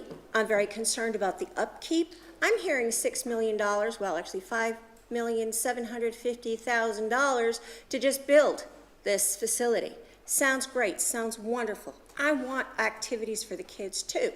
However, this is for a small unit of this community. What about the rest of them? That's number one. Number two, what about maintenance, upkeep, fees, watering, plants, all of that? What about traffic? What about safety? Have studies been done? I'd like to read you a couple of more things here. We have Mr. Williams, who says it's a total waste of taxpayer dollars. I don't know, is it? Is it something that you've studied? Is it something that you have actually looked into? I want to know this. I think most of the community members want to know this. Mr. Colpoy says it's the cost. We should build nice recreational areas and facilities. Why is the cost for one so outrageous? These are questions from our community that need to be addressed. Mr. Frederick says, why are we building new things to do for people who can travel instead of new playgrounds and parks for our youth who cannot? We need more neighborhood parks and playgrounds. We aren't a retirement community anymore. I have to kind of agree with him. Mr. Stevenson says, let that small number of people pay for it themselves and keep driving. An hour, and another person said an hour to get to Holly Hill, and they laughed because they're bypassing the empty pickleball and tennis courts that we have already right here. Let's update those. Let's make them nice. Why not? We have a lot of facilities that money can go and take care of. Yes, our children are running in parks and in fields right now that are underwater. I don't know if you know what that's like, if you've ever broken your ankle because you've stepped in a hole. All right? It's no fun. And these kids are trying to have fun. Adults, too, just walking through. So another lady says, I hope people are making plans to show up tonight. I hope that people are watching, and I hope they're engaged. And by the way, one more thing, I've got 20 seconds. Want to tell you kudos to you for your Holland Park. I hear some really great things, such as the parking is outrageous. People are parking on the grass. There's a few safety issues, and I guess those are the growing pains of something as successful as your park. So on that note, I will yield. Thanks for your comments. Next speaker. I'm sure you guys know that this one's going to be fun. My name is Michael Arnold, Palm Coast resident. Bill Reichman once mentioned that it will take, that for the natural depletion of anything for these individuals, as Matt Morton mentioned, it's a use it or lose it mentality. We all know I've heard that one before. But with the use it or lose it, the natural depletion, Bill Reichman said, could be actually around 7 years. So under a natural FIFO, first in, first out, meaning we get the money, it goes out. How long do we actually have, how much money actually is spent to manage and update parks or to increase our other amenities that are available to us? So as far as a pickleball court, I've done my research. There's a place over by the Tampa area. Estimated it does around $100,000 a year, and it's owned by a nonprofit organization. Why are we investing in anything? If this could be such a successful venture, why are we not going to outside third parties to see if they can invest in that? Why do we have to cut the check? So how long for the FIFO methods, if you guys are processing FIFO or LIFO, we only know that you can even do the pro rata stuff, but that's the natural methods of depletion. How long do we have? He said 7 years. So why can't we use that money over 7 years in order to further other amenities? That's really all. Thank you for your comments. Next speaker. Good evening. I'm Agnes Lightfoot. I live here in Palm Coast, and I come to you tonight as a realtor. I've been a realtor here in Palm Coast for about 10 years. Soon as people consider Palm Coast as a place to live, the second question out of their mouths after they ask what is the cost is what type of recreation do you have here? What's available to me as a citizen of Palm Coast? Not for a gated community, not for something in another town, but what is available here? And they always asked about tennis and golf. I didn't prepare a formalized survey for you, but I'm here in behalf of other realtors who have told me the same thing. What is it that they ask for? They ask, what are my kids going to do? Where can my kids play? What kind of organized sports do you have? What about outdoor things? And is there a cost with everything? The wonderful thing about tennis and pickleball and these sports is that we are in the Sunshine State, and we have it here. But we're outgrowing it. I know I've heard some people say, oh, I would buy the courts and there was no one there. Well, maybe not at that moment, but sometimes it is so crowded. And things are growing quickly. And of course, as realtors, we're extremely happy. But I want you to know this is a serious opportunity for us. It's too expensive to look at this 5 years from now and say, oh, I remember when they came to ask to expand this. Expand it now. Be ready, because they're coming. Please. My name is David. I've been a Flagler County resident now for about 12 years, and ever since I have been here, the only thing I have seen about tennis is the European Village Center over there that has not been in use since I have been here. Now, what is the situation with that? Why is that tennis court in disrepair? There's multiple places over there that could be used, and I'm just trying to find out Where did the money go to keep that up? What happened to that tennis court and that pickleball court and that racquetball court? That's all I got to say about that. Thanks for your comments. Next speaker.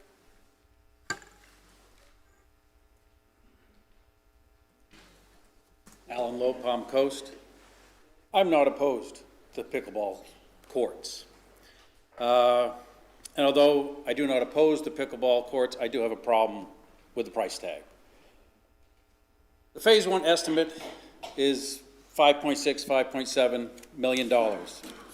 If that estimate is over 3 months old, it's no good. The cost of materials have skyrocketed, and in some cases have gone up over 100%. As such, the $5.6 million is more likely closer to $7.5 million in today's prices. Likewise, the Parks and Recreation Department 2 years ago had an estimate for the full completion of the thing of $20 million. This was mentioned by Councilman Danko at a previous City Council meeting. With the increase in prices of materials, that would now be $34 million. When asked at a previous City Council meeting what the ongoing maintenance cost would be, there was no estimate at that time. Well, I have an estimate for one portion of it, and my numbers may be wrong, but I'd like to present it anyway. I have an estimate that seems to be overlooked for clay courts. They require daily doses of water. A Google search shows that the average water usage for clay courts is about 700 gallons per day. This is an average of 21,000 gallons per month, or 252,000 gallons of water per year, per court. For the proposed, at full build-out, for the proposed 12 pickleball courts and 12 tennis courts, that would be approximately 3 million gallons of water a year. At an average commercial rate of $5.62 at today's price per 1,000 gallons, that is $34,461,840 worth of water to moisturize the courts. If half of the courts are clay, then that's $17 million. Even if the city doesn't have to pay itself for water, it's a net revenue loss because you won't have it to sell it. If you're using reclaimed water, is it sanitized? If so, what is the cost to sanitize 3 million gallons of water a year? If not, what steps are being taken to sanitize the court itself to prevent mold, fungus, or bacteria from growing on courts as a result of the use of reclaimed, non-sanitized water? What happens if someone falls, scratches themselves, and gets a bacterial infection from a non-sanitized court? A better and more sensible idea would be to use the money to build 4 or 5 pickleball courts, see what happens, and in fact, why not build a few in different park areas and set up district teams and regions of Palm Coast could play against each other? Thank you for your comments. Next speaker. James Vincent. I did research and I agree with Alan's figures. It is going to cost more than you think it's going to cost, this pickleball court. At the last meeting back in April, they had a list of 25 items of priority spending from the Parks and Recreation, and this stadium was at the bottom of the list. All right, now, it's a nice stadium, it's great, but you know what? We should not have to be supporting this venue. I talked to someone a few weeks ago who experienced similar projects in other small towns, which eventually failed, and then the taxpayers had to pick up the burden for this.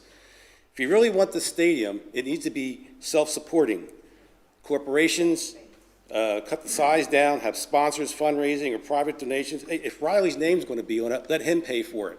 But should not be on the burden of the taxpayers, especially if something goes wrong with this facility. You want to have it, get funding somewhere else.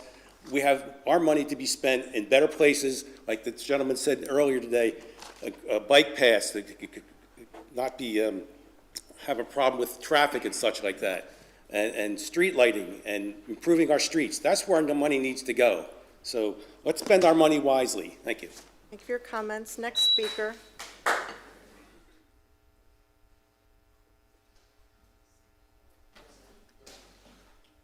How you doing, Council? James Salazar. I'm not opposed or for this situation at all. One thing I do want to recognize is the fact that during the pandemic, we all came together as a community we all work together to support each other in need and in times of strife and in times of indifference.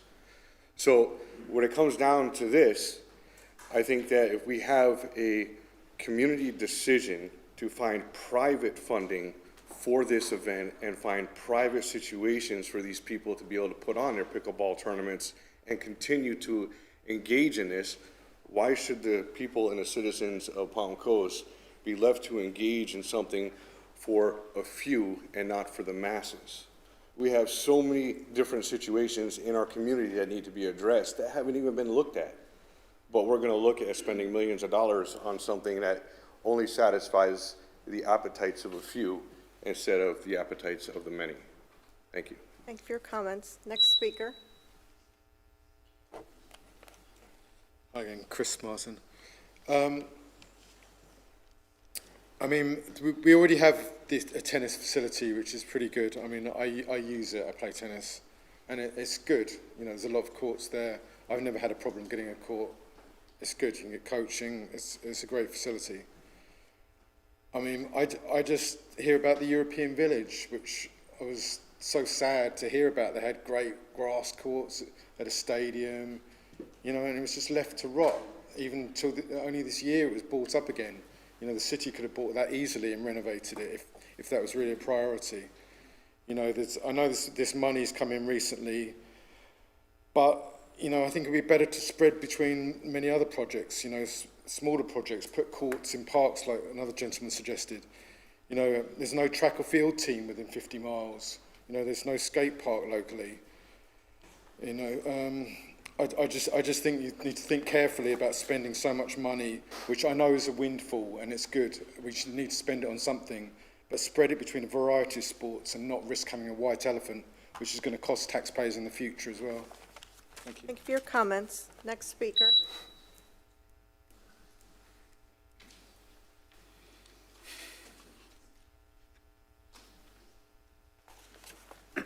Good evening, Mayor Holland, Council, Ms. Johnston. My name is Walker Douglas. I want to thank you all for your vision and initiative in undertaking this project. Working for a local outfit, I can tell you personally that projects like this add a lot of value to homes, property, and people's lives in the area. Unfortunately, we actually don't have to look very far to see what kind of value add pickleball courts will bring. Pictona in Daytona, after less than a year, said we need to double our courts to meet the demand because we can't reach capacity. And a couple weeks ago, I don't know if y'all saw the announcement, but Pictona is hosting the Beverage Cup. That's the largest pickleball tournament in the year. The last 3 years, Italy, Spain, and Germany hosted the Beverage Cup. So I want to commend you all for getting ahead of the curve and seeing that pickleball is something that's actually, you know, taking over, and we can't ignore that fact. Now, beyond the financial incentive of the project, something we notice in community development is that our neighborhoods don't really become cohesive until we have that gathering space. Once it's there, you know, whether it's a pool, an amenity center on the HOA side of things, once it's there, that place generates sort of a safe location for kids to meet up away from home, away from the backyard, away from school, parents meeting other parents, people have an excuse to get to know each other. And that's how we form that social fabric in a community, and I think we need to take any opportunity that we can in Palm Coast to do that. Now, if you put all of that in the context that this is a lot more than some tennis courts or a pool, this has the makings of a USTA facility in terms of talent development, it looks like, tourism, you know, community development. It's pretty clear that it'll be a revenue generator for the city and a legacy piece for the community. So thank you all. Thank you for your comments. Next speaker.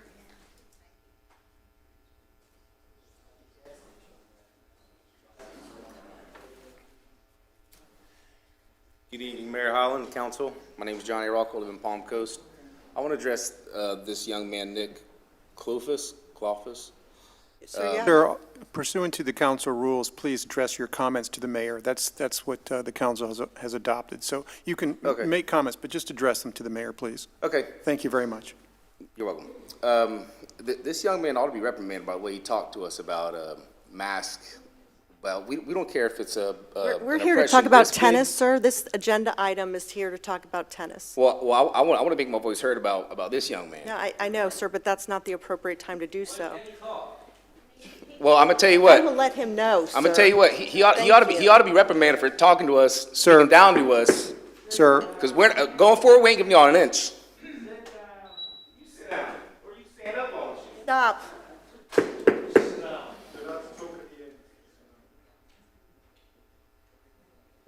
Next speaker, please.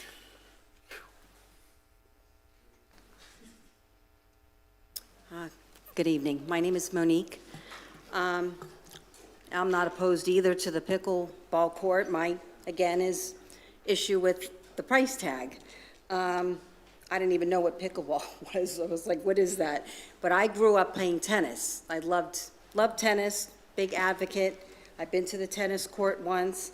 But again, like I said, not everybody plays tennis, and not everybody plays pickleball.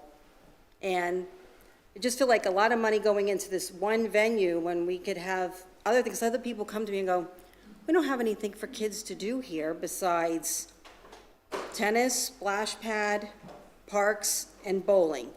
So there's not a lot of stuff as far as, especially I've been living here about 18 years. And the only thing we did initially that was here when we came was to go bowling. And like I said, tennis. But just feel it, and there's nothing for the elderly either. You know, youth, the elderly. I think we have one senior center. I'm not even sure. You know, it's just feel like if there's, I mean, if I had the money, I would love to start an entertainment center for families where they could go go-karting and bungee jumping or trampoline park or just something for a whole family. Because if you have to go anywhere, you got to go down to, I think, Daytona or, you know, it's just, there's nothing here as far as that goes. So it'd be nice to have some kind of like amenities, entertainment for families. Like I said, other than all this going into this one place, like you said, now the money, with the way everything's going up, it's gonna be more than $7 million, maybe just for this one phase. Time it's all said and done, it's gonna be very expensive. And it, just like I said, it'd be nice if there was money that could be been spread out into maybe a lot of different things instead of all concentrated into one thing. And also taking our elderly into consideration. You know, I don't, if there's anything for them, senior center or anything, place for them to go and to do things, you know. So that's all I have to say. Thank you. Thank you for your comments. Next speaker.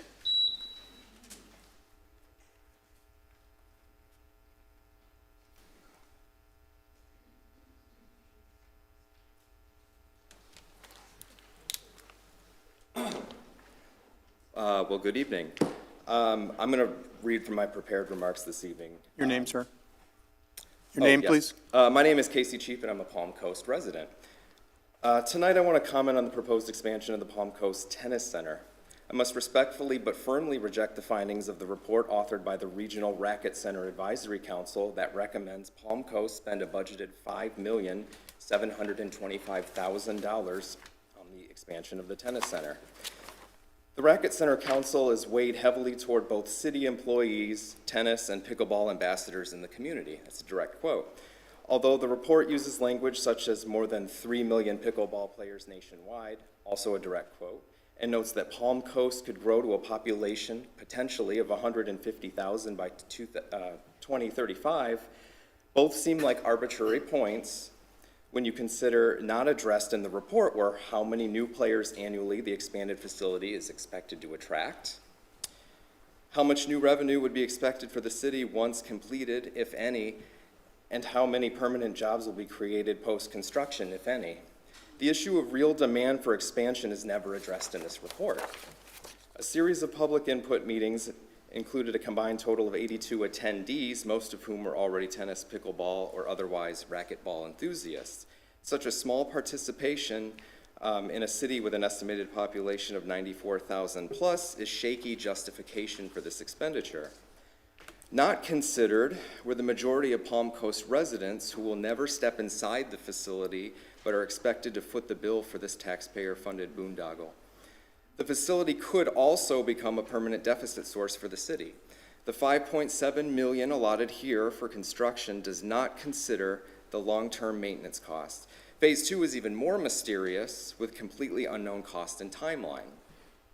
Amidst a global pandemic, a U.S. economy severely curtailed by the pandemic's fallout, plenty of families and lower-income residents currently struggling to make ends meet, and the forever noted need for affordable housing in Palm Coast City, this spending on pickleball courts seems to be an out-of-touch project for the well-connected few at the expense of all.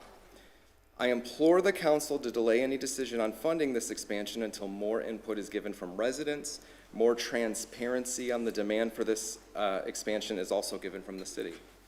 And so with that, I just wanted to thank you all for your time, thank you for your consideration, and thank you for allowing me to comment this evening on this process. Thank you. Thank you for your comments. Next speaker.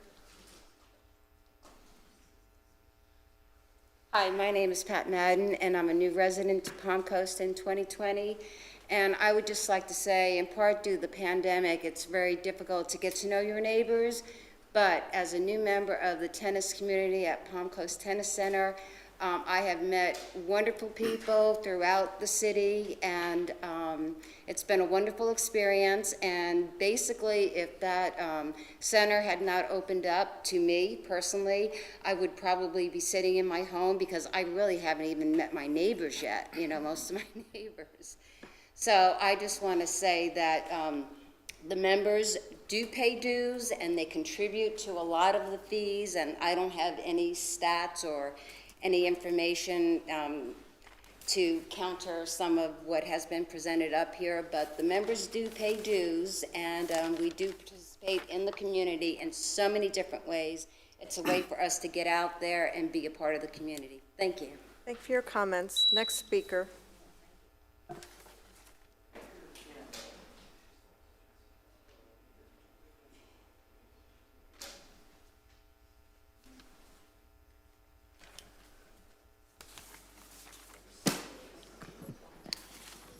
May the 4th be with you.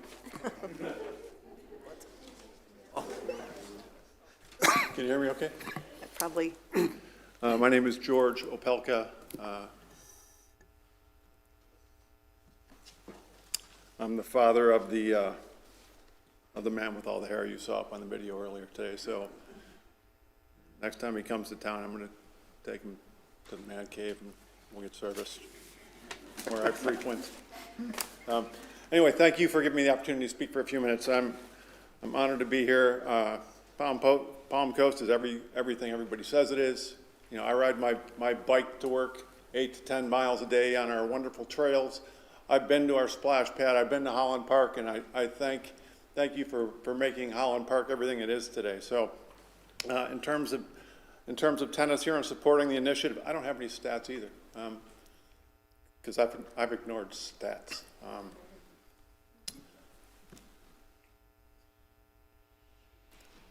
No means yes in my house. I've been told no for 20 years that my kid will never make it on the tour. That was his dream. There's a rich tennis tradition in this town, dating back to the Players Club. Jim Courier, Hall of Fame player, trained at the Players Club. Todd Martin trained at the Players Club. Jim Courier called Tom Gullickson when he got inducted in the Hall of Fame and said, "Would you induct me into the Hall of Fame?" So I happened to, when I moved my career, it took me here 20 years ago, my wife took my kids down to tennis courts. We didn't know tennis from a football. And my son picked up a racket when he was 4, and he's never let go. So his dream was to play in the tour. My dream was for my kids to make right turns in life, not left turns. And Palm Coast provides our kids with opportunities to make right turns, whether it's a splash park, whether it's a bike track to ride to school and back. That's what we're about here, is right turns. So we learned a tremendous amount from Tom Gullickson and just not tennis, about life, about giving back. And that's what this project to me is about giving back. It's about giving back to people like Riley that can chase their dreams, people like the Oserno family, people like Lauren Johnson who played tennis, people like the Polliner boys. It's about our kids, and that's what this center is. It means to us is facilitating dreams. Financially, you guys can figure this thing out. I know it's a Rubik's Cube. It's not as easy as everybody says it is, but there's more to it than just throwing money at a piece of concrete. So thanks for your time. Thank you for your comments. Next speaker.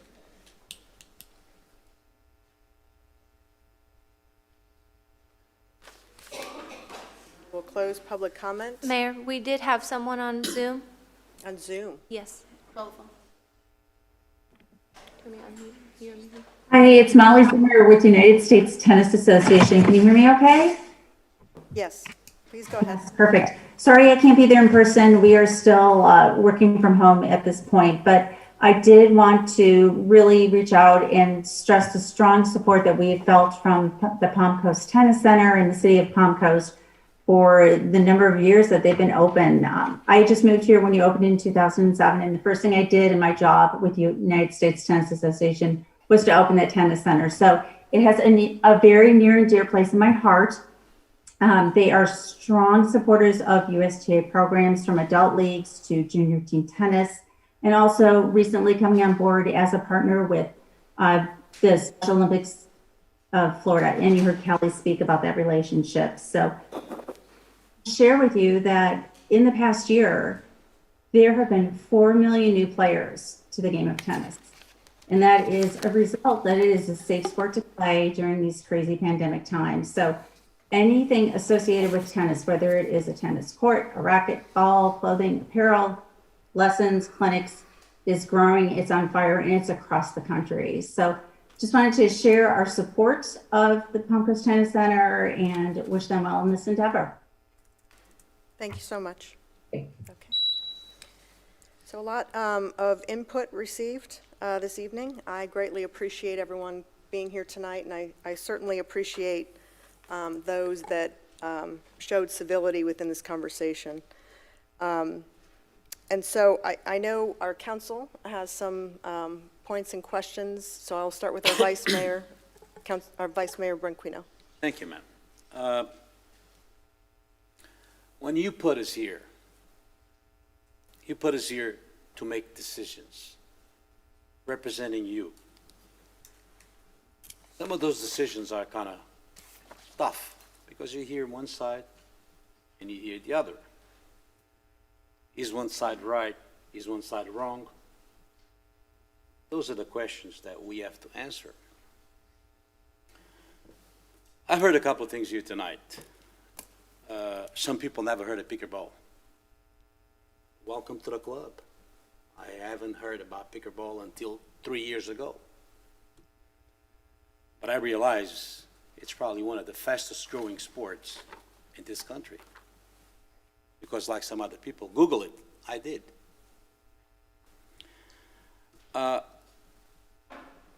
We have to make decisions. Quite a few years ago, Lehigh Trails, there was a bunch of people against it, completely against it, dead against it. Today is used by thousands and thousands of people on a monthly basis. There were people that were against our community center. By the way, paid for. We don't owe anything.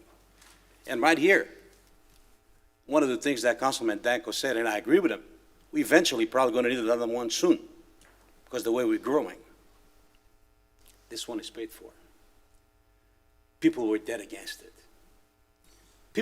Were dead against it. The place where you're sitting right now. Goodness, if you were here, you have to see what people did being against it. By the way, it's paid for, and we're here. And we have a beautiful place, because if you go back to where we were prior to moving here and compare, it gives us quality of life. Bocce, splash pads, oh my goodness. I swallowed my words at the beginning because I was partially against this project. And when I went there and I saw those kids, I melted. And if you want to melt, go there. Paid for. I heard here tonight from a past, a candidate saying that the cost of materials, no doubt about it, materials will go up. That means we have to make decisions fast. Why not build 4 or 5 courts and wait? Exactly for that. If we don't have the vision to do certain things at this point, they're going to cost us a lot more. Those are tough decisions. But that's what you elected us to do. Because if this was an easy job, then it wasn't for me. It's hard. It's very hard to make certain decisions. Because the minute any one of us wants to please everyone, will please no one.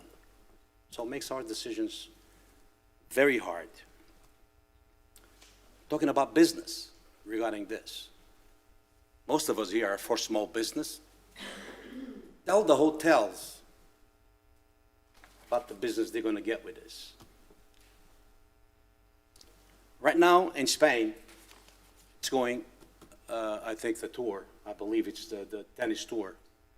The amount of money that this tennis tournaments generate, it's unreal.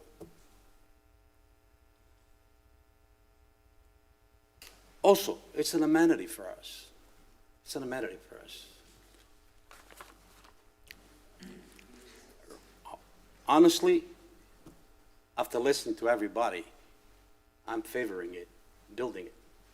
But it's not easy for me to say something like that, because not everybody on the one side is completely wrong, and not anybody on the other side is completely right. But we have to make that decision. Either wait a few more years and pay a lot more, or do it now and pay a lot less. Not long ago, we heard from another one of our dear councilmen here stating that we have a list of maybe 20 other projects. Why don't do the other projects first? So the problem is not the money spending, because we're still going to spend it on the other projects. The problem is something else. The mentality has to be there. I've heard here the other day, and something that I actually think that we should eventually visit, which is a dredging of the canals, which is something that's, it's a fair problem out there.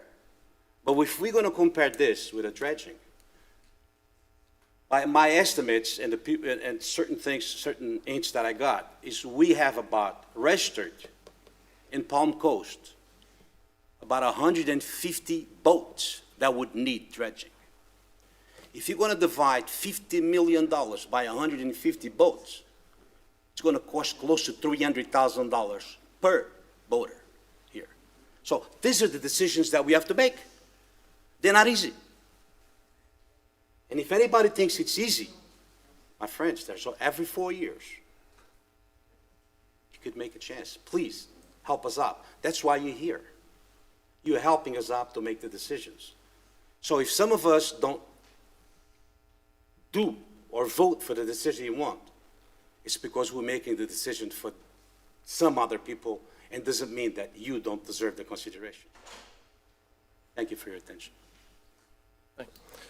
Well said. I'd like to thank all speakers on both sides of the project that have spoken here tonight. Like Vice Mayor Branchino said, we're here to collect input and listen to everyone and also engage a wide cross-section of individuals in our community. And just because I don't travel on our immense bike path every day, it means that it's an opportunity for someone else to be biking to work, or a child, riding their bicycle to school, having fun. I don't necessarily benefit directly from these amenities, but I still understand the value that they add. Years ago, when I was first elected, I can tell you beyond a doubt that the golf course was not in a great position. And the tremendous effort that I've seen city staff and council and management give direction to completely change around Palm Harbor Golf Course and put it on its current trajectory of success, and partner with the Green Lion and see incredible outlet that it's become, not only for golfers, but there's people who are there who are just enjoying the Green Line, just enjoying an amenity of Palm Coast. The same way that I believe we can enjoy our tennis amenity. One of the best events I've ever seen at the tennis center was the Taste of Tennis, which, you know, I'm sure that our events this year, pre-COVID, would have been phenomenal, but unfortunately we're about a year, removed from being able to have large gatherings, and that's, completely typical for the pandemic situation we have. But that doesn't mean that we weren't on the trajectory to have better events than the best events that we've ever had. And when we see these future events, future ATP events come with some of the best and brightest talent in the world, and then these young men and young women continue on to be top-tier athletes in the world, that's an incredible thing. And we make tough decisions, and these dollars have to be spent in a manner that's not general fund dollars. They can't be spent on anything. And it is very clear to me that making an investment in our future with the current K-shaped recovery of our nation and how many people are moving out of their home state, but guess where the population is growing is in Florida, because people want to be in Florida. People want to be in Palm Coast. People want to participate in their community. There's a digital economy right now that allows workers such as myself to choose anywhere in the world they want to live. As long as I have access to quality broadband and I enjoy where I'm living, that's where I'm going to be. And I want to provide that opportunity for the city of Palm Coast, and I'm looking forward to doing that tonight. Any other comments? Yes. For me, this is an easy decision. I ran on being the voice of the people, and today the voice of the people spoke. 13 against, 9 for. Not only that, to spend this kind of money and seeing homeless people out there, something needs to be done with that money better. Thank you.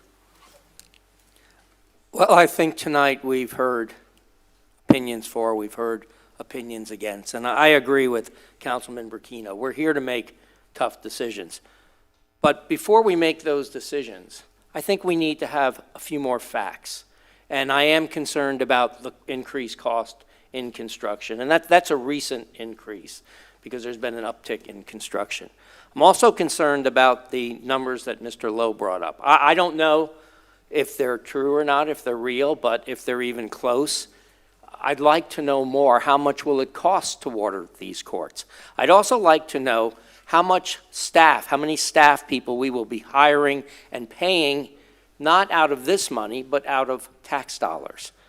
What I would like to do tonight, also what I'd like to hear, since we've heard so many different opinions on this tonight, I'd really like to hear more from the public. And I think we've done a great job recently with doing our surveys on sanitation, the survey we're doing now on signage. I think it would be great if we did a survey. I'd like to amend the agenda and make a motion that we table this and do a survey and get a few more answers to the questions that came up tonight from our citizens. Anybody want to second that motion? I'll second that. I always like hearing more from the citizens. Said at the beginning of the meeting, this is a business meeting. We hear from everyone. I would like to make my comments now, since there is a second. Madam Mayor, isn't there a motion on the table? Second, which allows me to. Oh, okay, that's fine. Yes, thank you.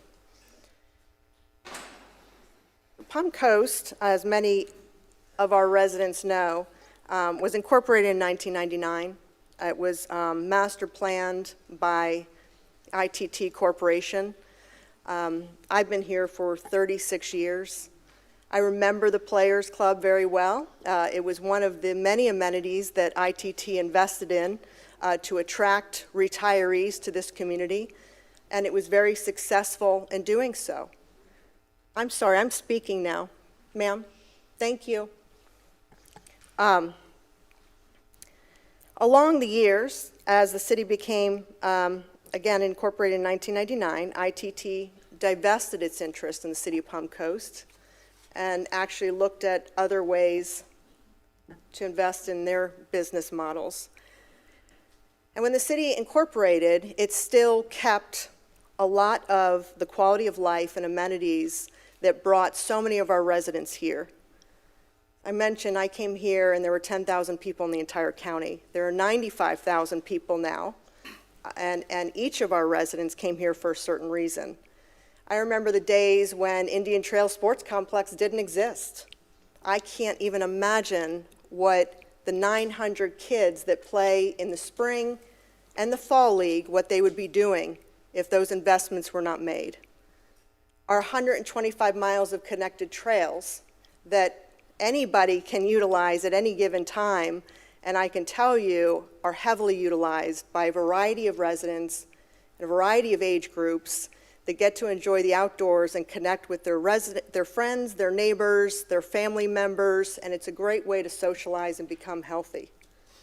Our golf course, as Councilmember Kloufis had stated, when we took over our council responsibilities, we looked for ways to partner in a better way to make strategic investments. And those investments today have paid dividends. We partnered with the Green Lion.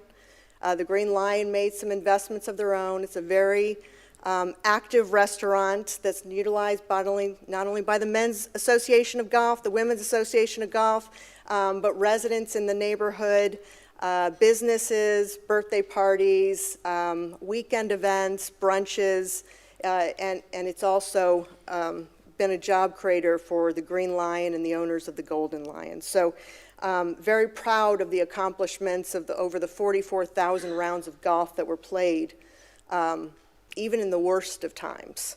And so when you think about those strategic investments, what I really favor about this opportunity is we started with a half a tennis center, and that half of a tennis center allowed us to do a minimal tournament, which was USTA. We had some great tennis players that came and played. It was great participation from our residents.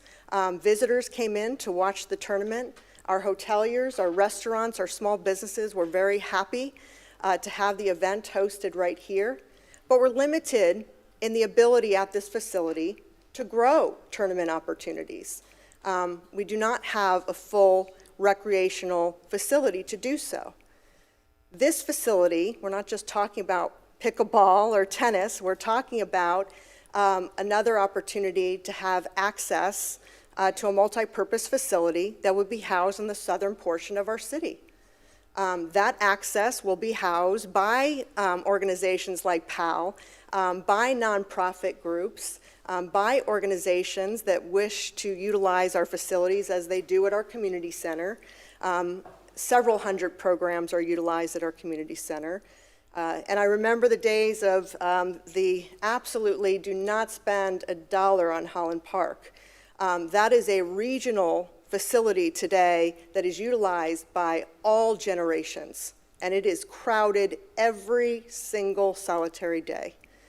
So we are proud of our amenities. We do have a swimming pool. We do have the ability for those that wish to participate in swimming of all ages. We have summer camps that are utilized heavily by the youth in our swimming pool. We have senior programs that are utilized heavily at our swimming pool. So when you look at the totality of the city of Palm Coast and you look at the history combined with the councils before us that made these tough decisions, that made these strategic investments, that did it in a fiscally sound manner by putting money aside and planning for the future, that's what we've done here.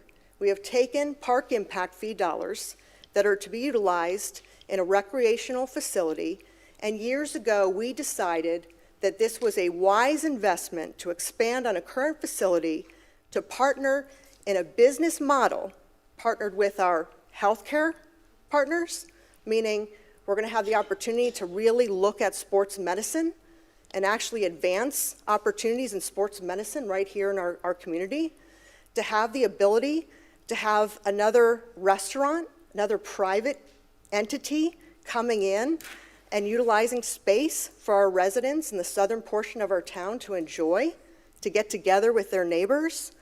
For those that want to play pickleball and want to participate in tournament play, for those that want to continue to grow the game of tennis, for the next generation of tennis players and pickleball players, and partnering with our school district to offer the next generation a place for team play, organized sports.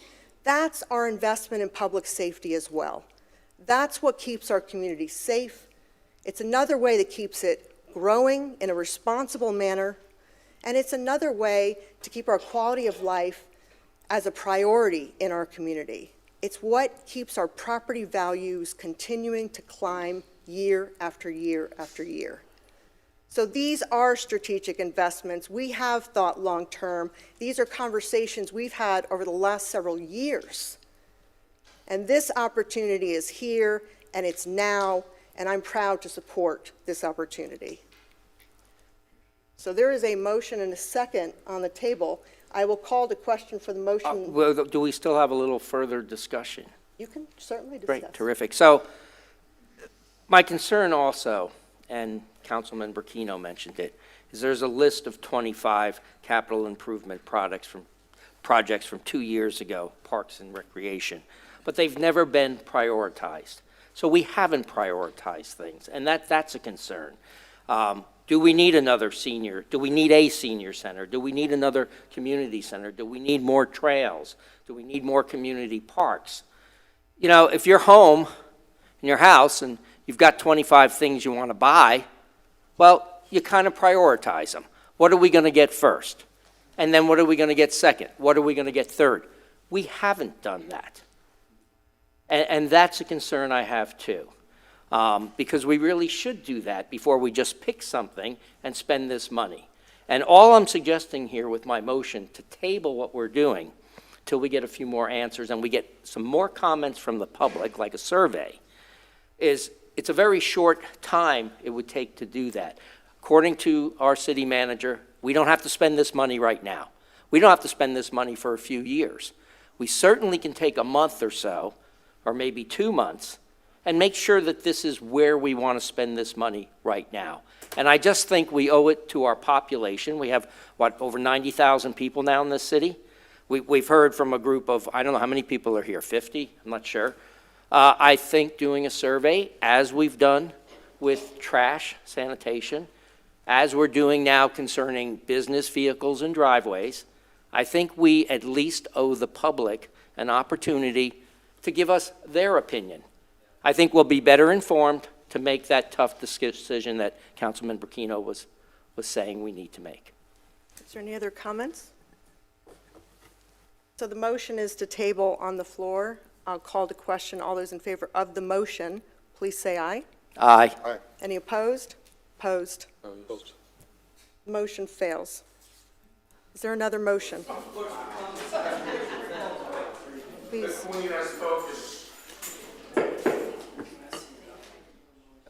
Yep, I will make a motion approving item number 5, which is the agreement for construction management, asphalt services, Gilway Building Company Incorporated, and agreement for design and construction administration services with Olson Lavoie Corporation for the Regional Racket Center. I'll second that. Call the question. All those in favor, please say aye. Aye. Any opposed? Opposed. Okay, passes 3-2. We'll now move to agenda item number 6, which is a resolution, Lighthouse Harbor Luxury Apartments Master Site Plan, application number 4625. Mr. Morton, go for it. Thank you, Mayor, City Council. Applicant has submitted an application, AR 4625, for a master site plan for Lighthouse Harbor Luxury Apartments, proposed 240-unit multifamily community on the west side of Colbert Lane at the intersection with Roberts Road. This is part of the 89 plus or minus acre Marina Village MPD. No, sir. No, sir. No. Absolutely not. They're in the middle. No. We are not doing this. Action. Not doing We got to this. take firmer action. Firmer action. Please, please. Disrupt. They're doing this just to try to get the I know. I'm not getting scared in the middle of a council meeting. Enough. Thank you. Don't you know that? You ought to listen to the people. To be a person that was there.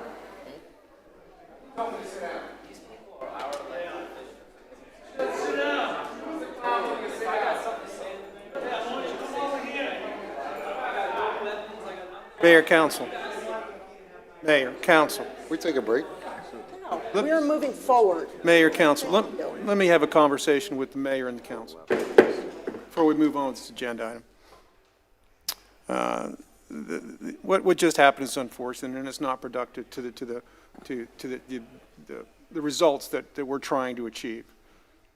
And I would request going forward that, and I know this council supports that objective of having a productive business meeting.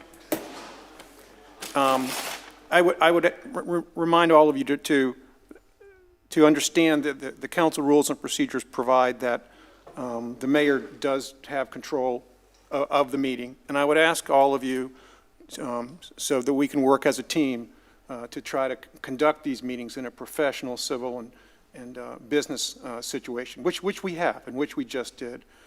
The mayor has a large responsibility. It's a difficult responsibility. I think tonight is a perfect example of what you face when you're running a meeting with people that their comments and their behavior are done to be disruptive. And that's why we have these gentlemen here. Thank you very much.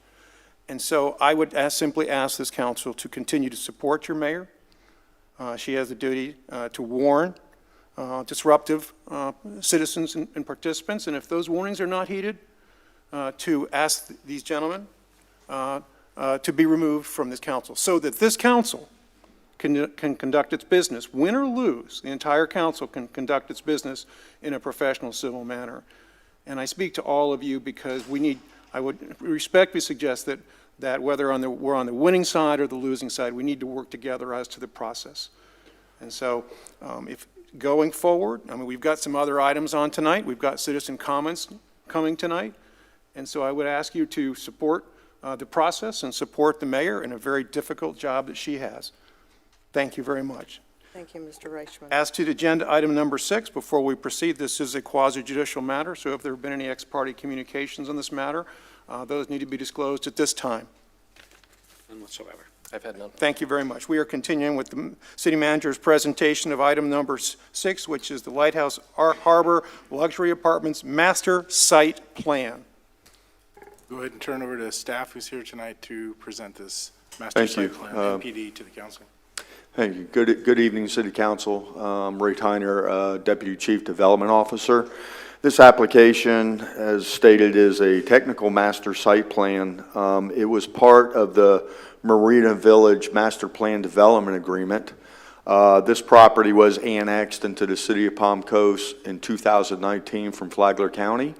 Their entitlements that they achieved when they were in Flagler County. When it was annexed in 2019, we updated the Master Plan Development Agreement to be consistent with our language of MPD zoning. Mr. Hoover, this is the first site plan of part of the approved master plan. It's consistent with the master plan that was, again, originally approved in Flagler County and then annexed into the City of Palm Coast.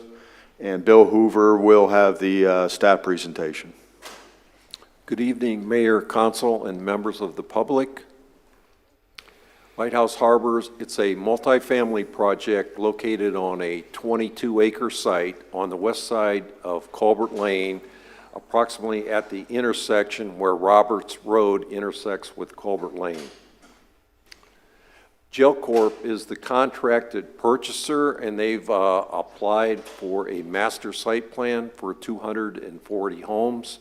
Since the project has over 100 residential units, it requires review and recommendation from the planning board, followed by review and determination by the city council. This is the future land use map. You can see the subject property is mixed use. Directly to the north, and there's a piece cut out of the site in the two dark pink areas. That's a Flagler County future land use map designation of mixed use low intensity. Directly to the east, southeast, and south is in red. Those are mixed use areas also. And then to the southwest, west, and northwest, all that is conservation. This is the zoning map. This, as Mr. Tyner mentioned, it is part of the Marina Village MPD. There's additional MPD properties south of Roberts Road and east of Colbert Lane. And then right at the intersection between those two roads in the southeast corner is a 2-acre general commercial or COM2 piece. And then directly south of the site is a larger COM2 parcel. Directly to the west and northwest, all that is preservation lands. This is the Lighthouse Harbor MPD master plan. It's a 89-acre project, and it was approved 2 years ago on May 7th by the City Council. And it was approved for 663 residential dwelling units, 160,500 square feet of retail commercial, 80 wet slips, and 200 dry boat storage spaces. And if you look closely at the subject property, you can see that it's approved for up to 240 residential units. This is the site plan. It's partially colored in so that you can see the location of the 5 buildings. The main access aligns with Roberts Road. There's an emergency access north of that, and the part on the site is actually paved area where there'll be some garages on one side, and that will just be a stabilized surface out there so that people aren't driving on the emergency access between the road and the emergency note I've got on there. There's 5 buildings, 48 units per building, and you can see we have 80 one-bedroom units, 120 two-bedroom units, and 40 three-bedroom units. Each building will be almost exactly alike. In the middle of the site, there's a recreational facility with a swimming pool. One of the nice features on this project, if you remember the zoning map, so if you see the wetlands on the north of the site and the wetlands at the southwest corner, that's part of the Graham Swamp. So all that area, it's not colored in green, it's off the site, but that's all wetland areas that will not be developed. So if you're living in anywhere from buildings 2 through 5, you're going to have all sorts of wooded views. Building 1 will also have, I think the marketing team will call that retention pond probably a lake. And the Colbert Lane Stormwater Pond, that's owned by Flagler County, and it's just a stormwater pond to cover stormwater facilities for Colbert Lane. Roberts Road is also a county road. These are our site development standards. The Marina Village MPD states that if this site is developed, that it will use the multifamily residential 2 or MFR2 standards for development. So it doesn't have specific standards in the MPD for that. Those include some of the more prominent ones. Maximum building height is 60 feet. They're at 59 feet, 6 inches. Parking standards is 1.5 space for a 1-bedroom unit, and then it goes to 2 spaces per unit once you hit 2 and 3 bedrooms. They've also got 8 for the clubhouse. So total parking required and provided is 448 spaces, including 11 specified for ADA. 1/3 of multifamily units are required to have a garage, so we have 80 garages for however they designate those. Minimum living area in the MFR2 is 650 square feet. All these units meet that. It goes from 700 for a 1-bedroom, 900 for a 2-bedroom, and a little over 1,000 square feet for a 3-bedroom unit. These are the building elevations. In the upper left is the front building elevation, and the next slide will have a blow-up of that. The upper right is the rear bottom right is the right side, and the bottom left is the left side. So here's a zoomed-in version of the front building elevation. This is the clubhouse building elevations, and upper left is the front, upper right is the rear, and then lower right is the right side, and then the left side is the in the lower right, lower left, I'm sorry. Again, here's a zoomed-in version of the front clubhouse. These are the 5 review criteria from Section 2.0505 of the Land Development Code that you get to see on most of the projects the Planning Department brings you. So the master site plan is analyzed for this, and it must not be in conflict with the public interest. It needs to be consistent with both the comprehensive plan and land development code. It must not impose a significant hardship or liability on the city. It must not create an unreasonable hazard or nuisance, and it needs to comply with all applicable local, state, and federal government regulations. There's detailed findings in the staff report. In a brief summary, we found that the master site plan would not create a nuisance, hazard, or any compatibility issues as it meets all development standards and is in compliance with its mixed-use designation on the future land use map. The development proposed also has needed infrastructure in place along Culbert Lane, and it supports 3 policies, goals, or objectives of the comprehensive plan, and it meets the standards of the Marina Village MPD and the Land Development Code. The applicant's engineer turned in a trip generation statement. That's sometimes called a brief traffic impact study.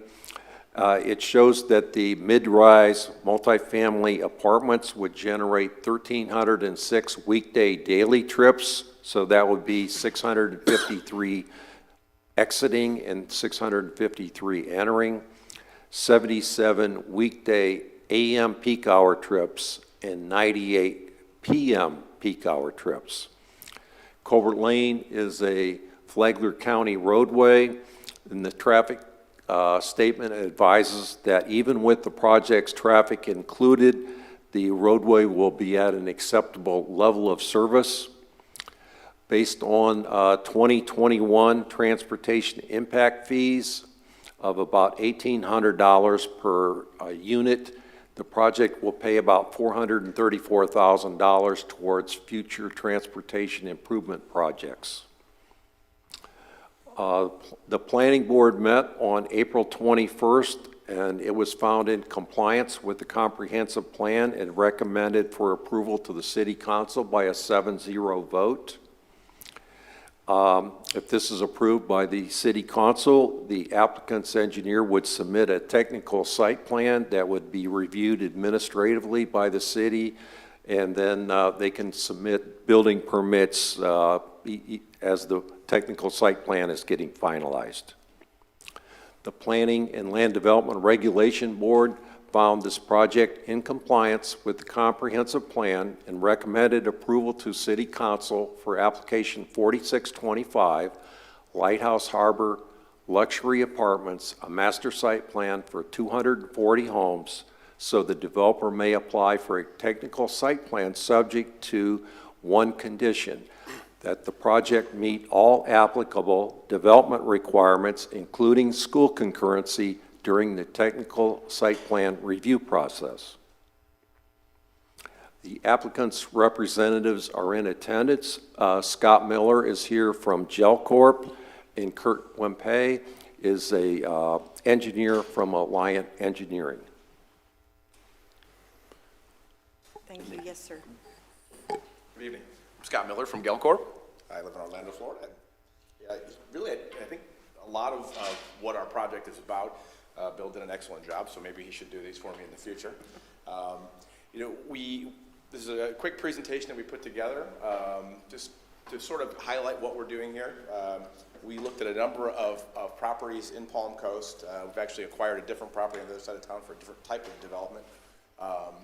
And as we drove around, I fell in love with Colbert Road because I think it's the proximity to the beach is fantastic. I like the fact that it's a little quieter. There's not a lot else going on there. And as I looked at some of the other projects in town, I thought this is a great place for a luxury product. And that's really kind of what we're going for. Our company history is to do effectively more high-end developments. We are doing quite a bit in Hope Sound. We've got a project there. We've got another 165 unit project starting there. And it just sort of fit the company's eye and sort of fit my eye to create something over there that was a little bit more what I'll call beachy, for lack of a better term, using the standing seam metal roof, and really just saying, hey, the beach is right there, and this is a spot where it's a little quieter.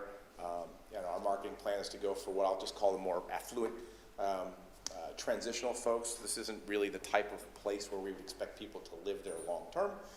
It's more like we're exploring the area, and we think this is a really good spot. So, again, our company's been doing this since the 80s. Been developing here in Florida since 99, over $1 billion in projects completed. Not some of them are completed, some of them are still in development process, but a fair number of projects, and really a fair number of high-end residential and multifamily residential projects is really the bread and butter of the company.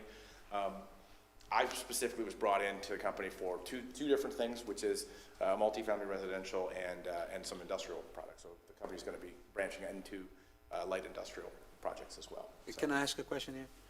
At Hope Sound, Delray Beach, Boca Raton, Windmere, and Winter Park, you also build multifamily homes with a 650 square feet, one bedroom?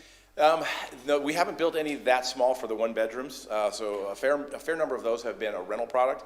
One of the bigger projects, though, was an apartment conversion. So back in 2004 and 5, apartment conversions were very popular. People would buy apartment complex and convert them to condominiums.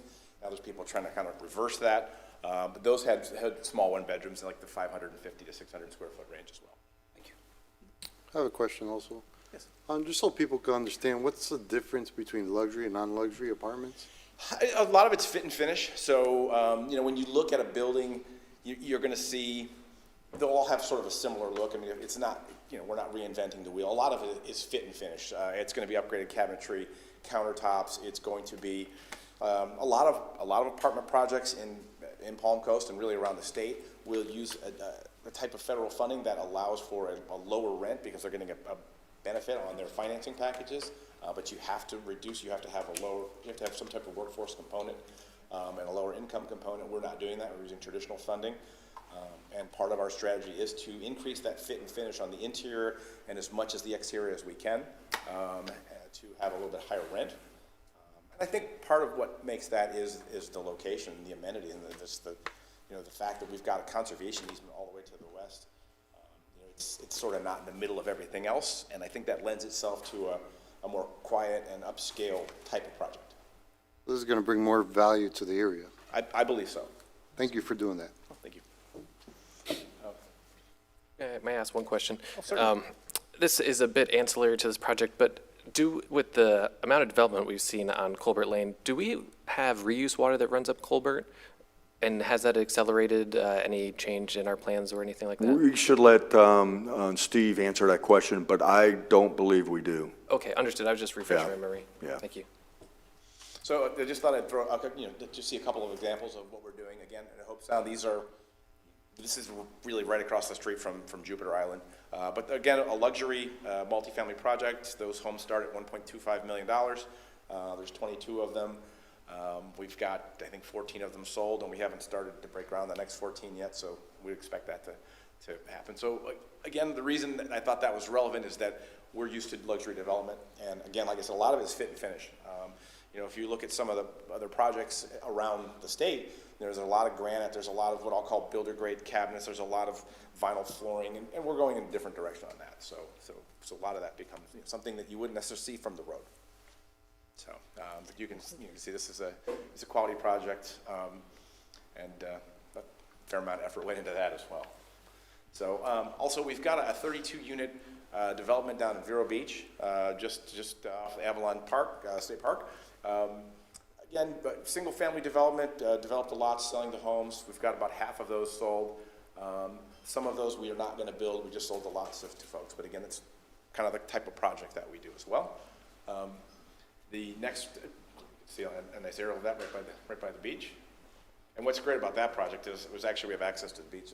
All homeowners have access through an easement directly to the ocean from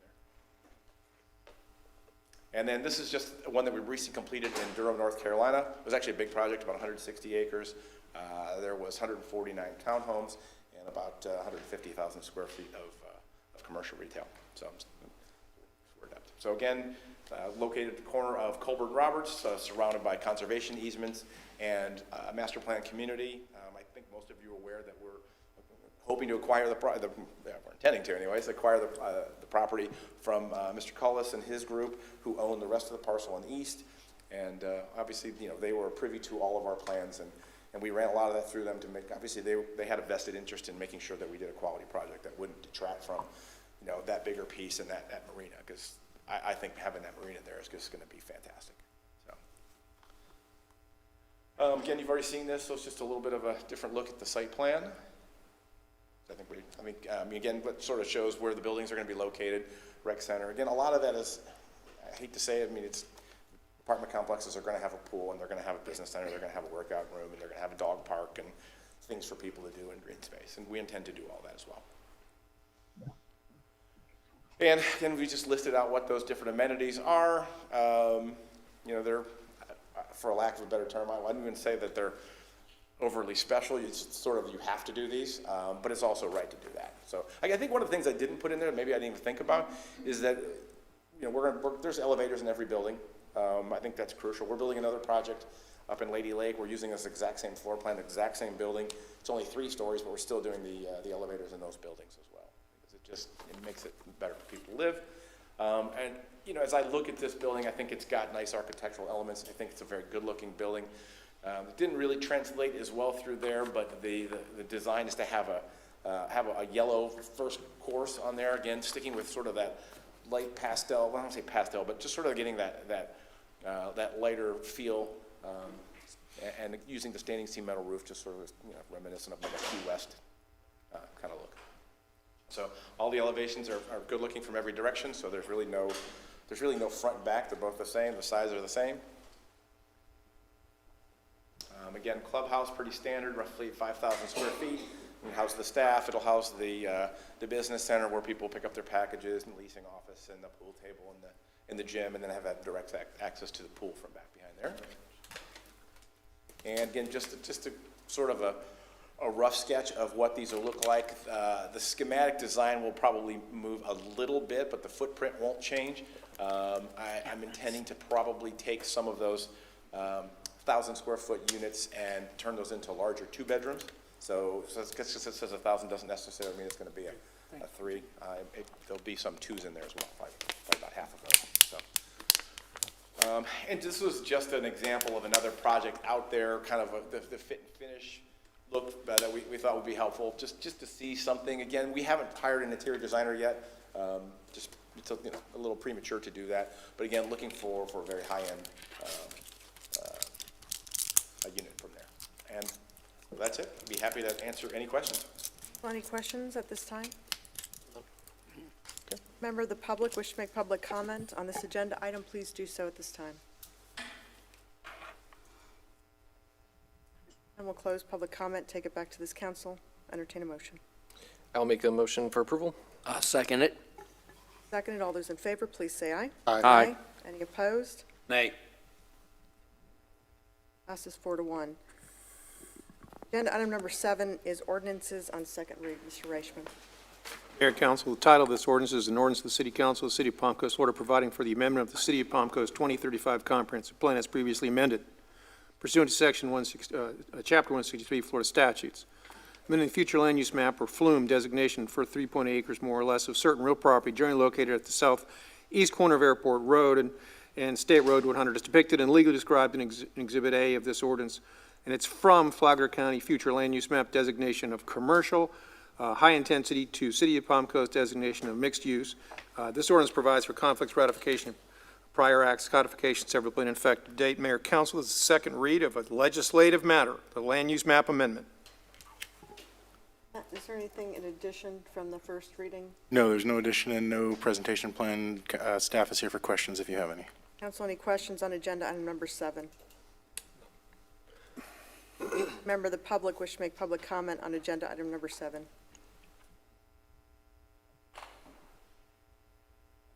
None, I'll close public comment, take it back to this council, entertain a motion. Move approval. Second it. And all those in favor, please say aye. Aye. Any opposed? Seeing none, it passes unanimously. Agenda item number 8, again, is the second read of an ordinance. Mr. Reichman. Yes, Mayor, this title is, it's an ordinance of the City Council of the City of Palm Coast Order providing for the amendment of the official zoning map as established in Section 2.06 of the City of Palm Coast Unified Land Development Code. It's amending the official zoning map for 3.8 acres more or less of certain real property generally located at the southeast corner of Airport Road and State Road 100 being more particularly described in the attached Exhibit A from Flagler County designation of Commercial 2, that's C2, to City of Palm Coast designation of General Commercial or COM2, providing for conflicts, providing for severability and for an effective date. Mayor, Council, now this one is the second read of a quasi-judicial matter. So if there have been any ex-parte communications that you've received since the first reading of this, those should be disclosed at this time. Any ex parte? None.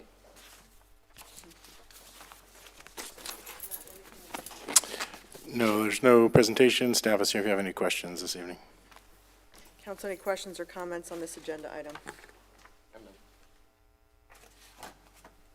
Any member of the public wish to make public comment on agenda item number 8?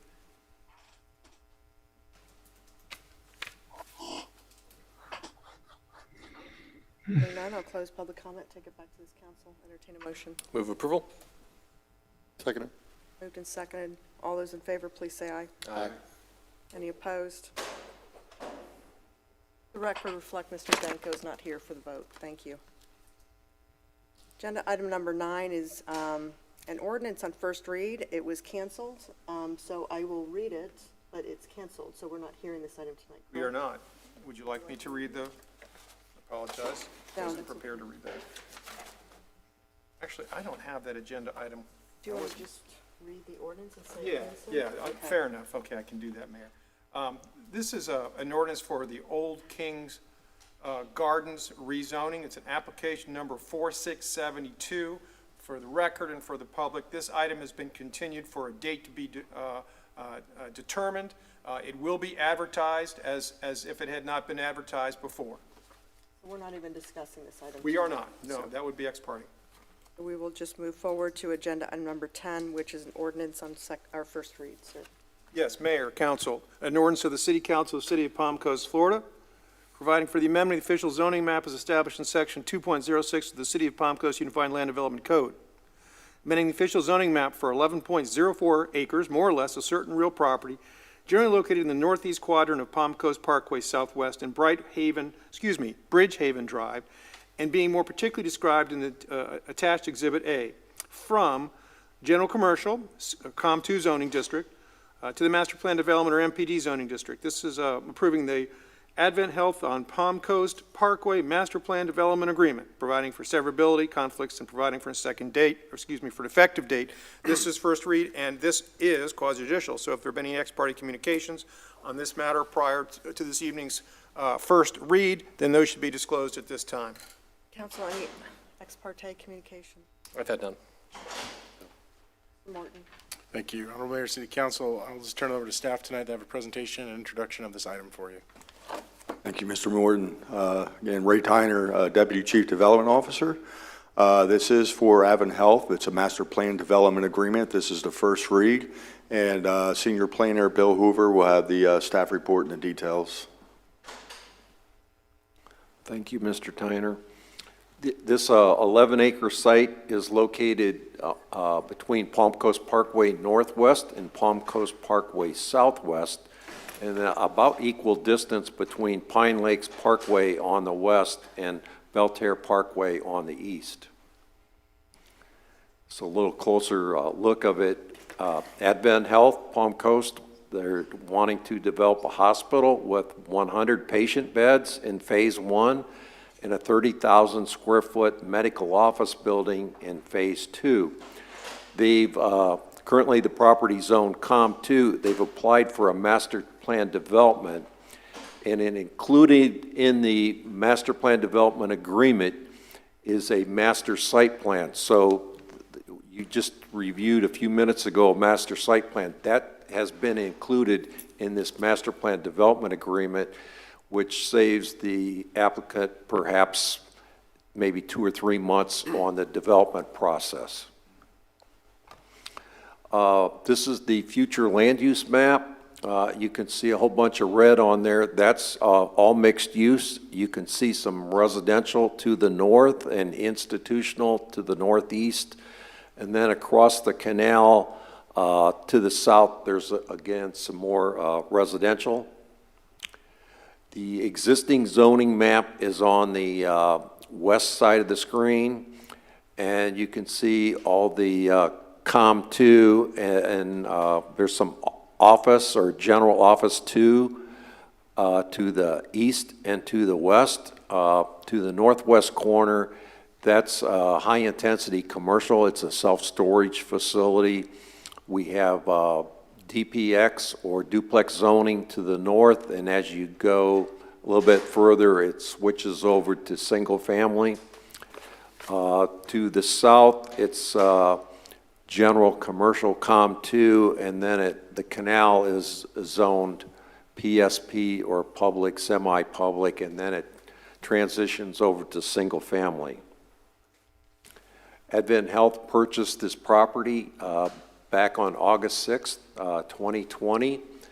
The hospital in Phase 1, it's 4 stories, would be 155,000 square feet, while the medical office building would be 2 stories.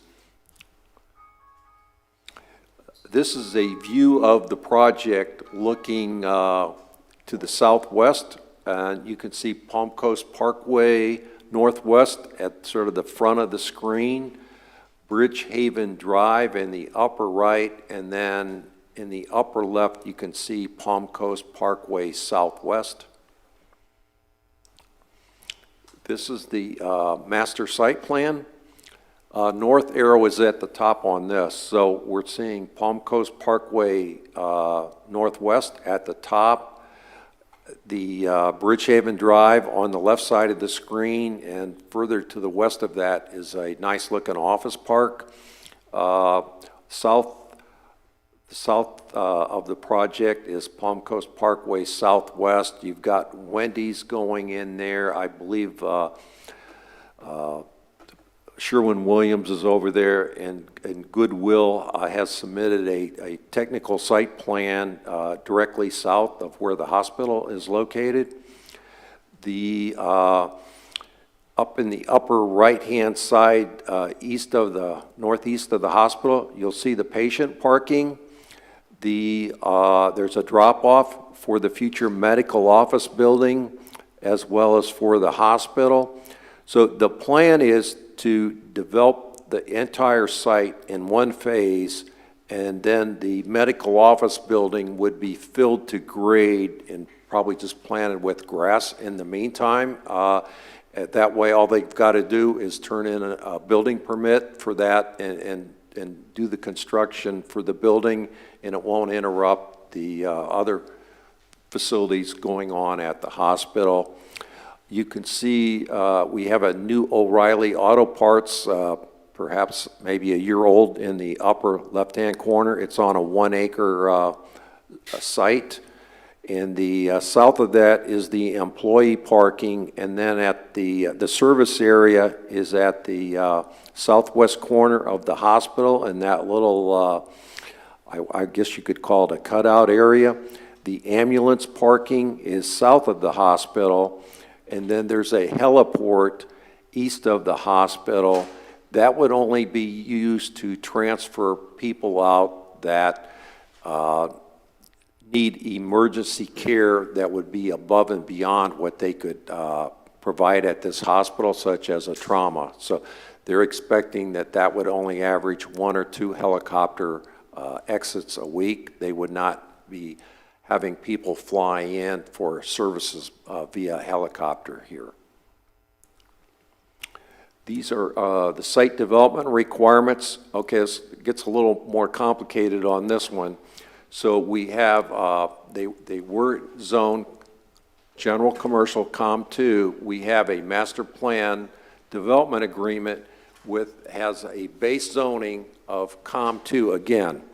However, to make it a little bit more complicated, we have a Palm Coast overlay district. So going down to the second item there, which is a key item, is maximum building height.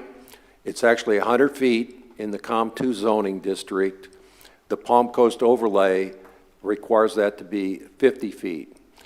And in the customized zoning of the master plan development agreement, they're requesting that to be 79 feet, 9 inches maximum, and then in actuality, the building right now is 79 feet, 6 inches. They do meet the floor area ratio of 40% in the COM2 district. Maximum impervious surface area, this one's again a little bit complicated. The general commercial requires 70%. The master plan development agreement is put at 65%. A typical MPD requires 60%, but there's some specific standards in there which, such as green building principles, that the applicant is doing, so they actually automatically would qualify for that to be increased. So they're at 64%, so they have a little bit of leeway in case they need to add some, let's say, a pavement or maybe a small building later on. The parking there requires 300 for the hospital, 120 for the medical office building for 420 spaces, including 13 for designated as ADA. They're actually at 475, and as you might expect, they're providing more ADA than required. This is a building elevation for the east and north side. So we're looking here at the medical office building on the right middle of the screen. The patient parking is out front. You can see the hospital drop-off area. And I think we call that curvilinear architecture. This is the opposite side, so it's showing the west side. We can see the service area where it looks like maybe a truck is backed up there. And right out front here would be the employee parking. So that would be Palm Coast Parkway Southwest on the right-hand side of the screen running up there. Again, we have the same review criteria that I went through earlier about does this conflict with the public interest? Is it consistent with the comprehensive plan, land development code? It must not impose a significant hardship or liability on the city and must not create a nuisance or hazard. And it needs to comply with all applicable government standards, whether local, state, or federal. We've got detailed findings of this in the staff report. In summary, the project does meet all these requirements, and it's in compliance with its mixed-use designation on the future land use element. Additionally, this master plan development actually supports 8 goals, policies, or objectives of the future land use element of the comprehensive plan. That's by far the most of any project I brought to City Council over about my 7 years here.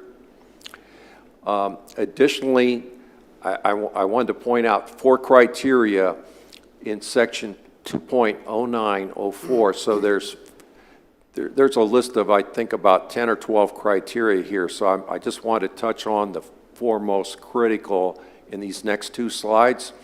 So C is the degree of departure of the proposed development from surrounding areas in terms of character and density and intensity, and D, compatibility within the development and its relationship with surrounding neighborhoods. Staff's determination was that the medical campus would have a common architectural theme and a pedestrian-friendly environment, and that the hospital would be located 300 feet from the nearest residential home to the north and about 500 feet from the nearest residential home to the south, and that the project would also be separated from the two residential areas by the 4-lane Palm Coast Parkway. Part of the reason it's a little bit further to the closest home to the south, we got that, I think it's 100 or 120 foot wide canal area, and that's heavily landscaped on both the north and south sides. The last two key criteria, the benefits within the proposed development and to the general public to justify the requested departures we talked about from the standard development requirements that are inherent in a master plan development district and its impact on the economy of any affected area. Staff's findings were by developing an infill property that's been passed over for many years now with a common architectural theme, providing emergency medical services that would be substantially closer to residents in Central and North Palm Coast, and being a major generator of well-paying jobs.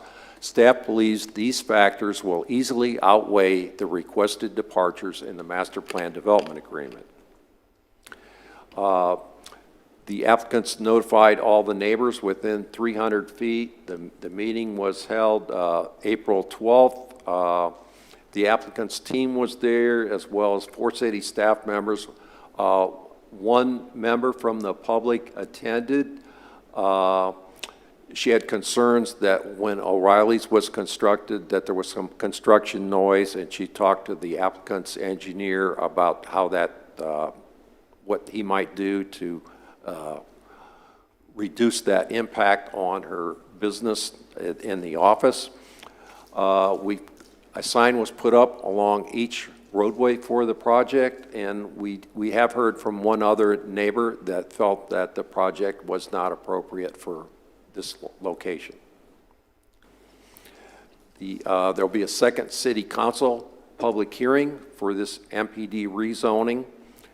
Then staff would review the technical site plan, and then there'd be review of building permits. The Planning and Land Development Regulation Board approved this by a 7-0 vote and found this MPD in compliance with the comprehensive plan and recommended that City Council approve the Advent Health on Palm Coast Parkway MPD rezoning application number 4723. The applicant's development team is in attendance, and they do have some brief comments.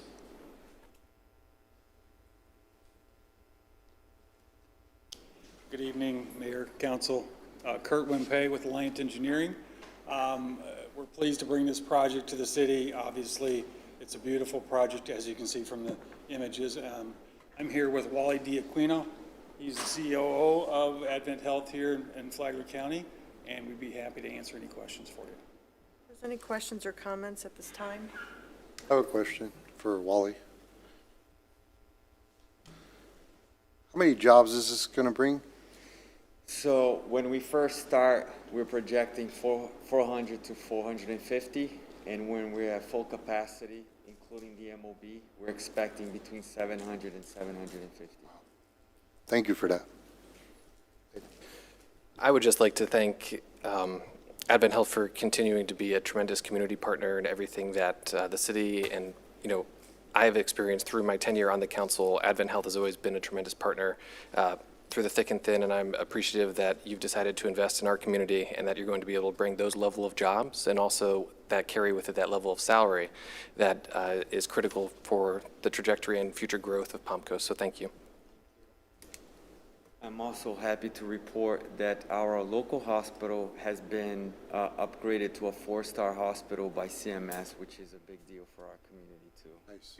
Excellent. And also thank you for bringing this beautiful value to Palm Coast. It's going to be a great addition. Anyone from the public wish to make public comment on agenda item number 10, please do so at this time.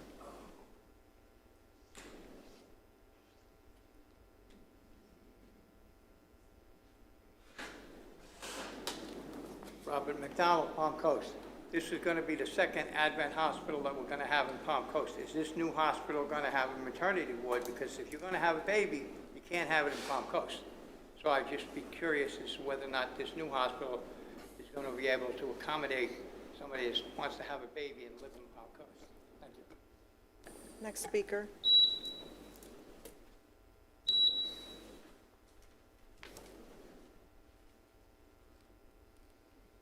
Hello, Council. James Salazar, Palm Coast. I would like to say that I really think this is going to be a great opportunity for growth in our community as far as jobs go.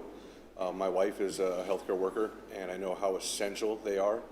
I definitely would take my hats off to these gentlemen for producing this and providing this opportunity for us here in Palm Coast. As we grow, we're going to need more of those facilities to help the population as it meets its needs. And like the other gentleman said, as we grow exponentially, what I would hope to see is a maternity ward, so we're not having to look at smaller localized stuff like the Alpha Women's Center that has done a great amount of work to help some of the mothers in the area.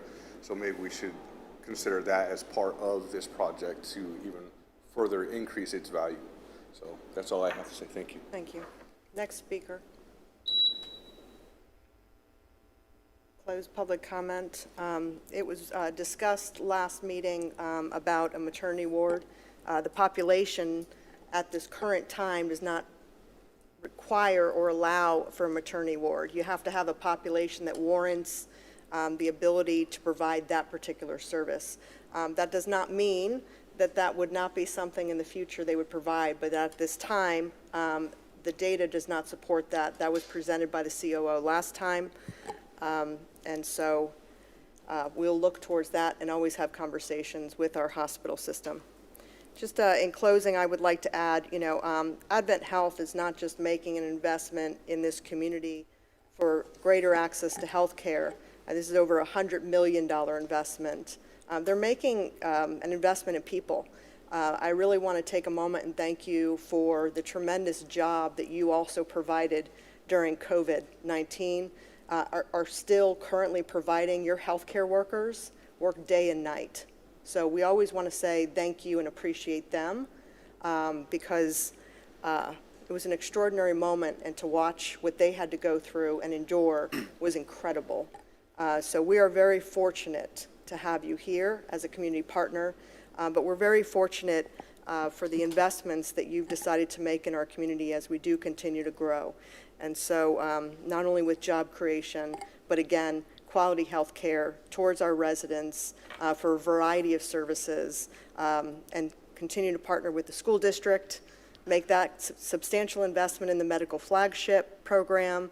You have been a tremendous partner in both the university systems that are coming, Daytona State College. So this is a true partnership. This is what partnerships look like. It's collaboration. It's working hard together for the betterment of the community. So kudos and thank you so much, Wally. You're a tremendous asset and value to this community. And as a father of a recipient of a Daisy Award, I would like to make a motion for this rezoning application to be approved. Is there a second? Second. Call the question. All those in favor, please say aye. Aye. Any opposed? Seeing none, it passes unanimously. Thank you. Agenda item number 11 is appoint 2 council members to the Oversight Committee. Council members, do we have any volunteers? Can you explain these oversight committees to me? I'm new to this. I'm not quite sure what they are. So Jose might have a little more background than I do. He's on his way up. It's for the Flagler County collaboration, mostly done with the Flagler schools, if I'm correct, and it's for development oversight. They've never met in a long time because of COVID and because of the booming bust back in 2007. Is that about right, Jose? So now it's time because the building and the development is more productive now that the Oversight Committee needs to meet, and it's in the bylaws that 2 are appointed from the City Council. Anything to add, Jose? No, ma'am, other than, yes, the committee has been silent or have not met because we've had a lull in development, but with the activity, the school district has decided that it is time for this committee to start meeting again. And the main function is to oversee the interlocal agreement that we have between the school district and the various municipalities and Flagler County, and to make sure that if there are, to review any potential changes to that interlocal agreement, and that interlocal agreement covers the processes for reviewing really development applications and their impacts to school, and having appropriate coordination in the planning of school locations and other capital improvements to schools. Would you like to? One thing, I'm absolutely willing to give my time for this. I'm just curious, the number of other elected officials that are also going to be serving on the board, and then what entities they're from? Is it every interlocal entity? Yes, sir. 3 members from the school district and 2 from municipalities, which at this time are all the municipalities in Flagler County, with the exception of Marineland and Beverly Beach. It would take their whole population, right? Yes. The Dolphins can serve. Oh, there you go. Yes. But We got one volunteer, huh? I will volunteer, yep. Any other volunteers? I will volunteer at this time, so, okay. Can I make someone make a motion to appoint myself and Councilmember Clufus? I'll make that motion. I'll second it. Moved and second, all those in favor, please say aye. Aye. Any opposed? Seeing none, it passes unanimously. Agenda item number 12 is appoint 2 for the Volunteer Firefighter Pension Board. We have some forms that Virginia has prepared for us tonight. Our names are listed on them. We have to select 2. So, Virginia, do you just want to explain? Yep, they're, the Volunteer Firefighter Pension Board requirement is 2 are appointed from City Council, 2 are appointed from the board members from the Volunteer Firefighters Association, and then the 5th is appointed by the rest of the members, the 4 that you picked. So round 1, council, just pick the top 2, please. Correct. Thank you.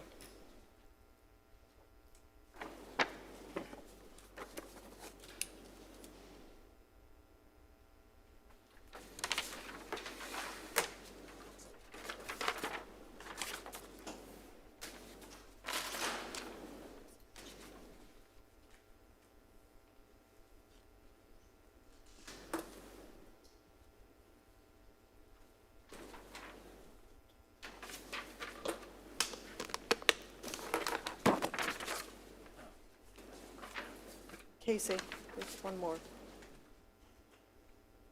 Kaylin.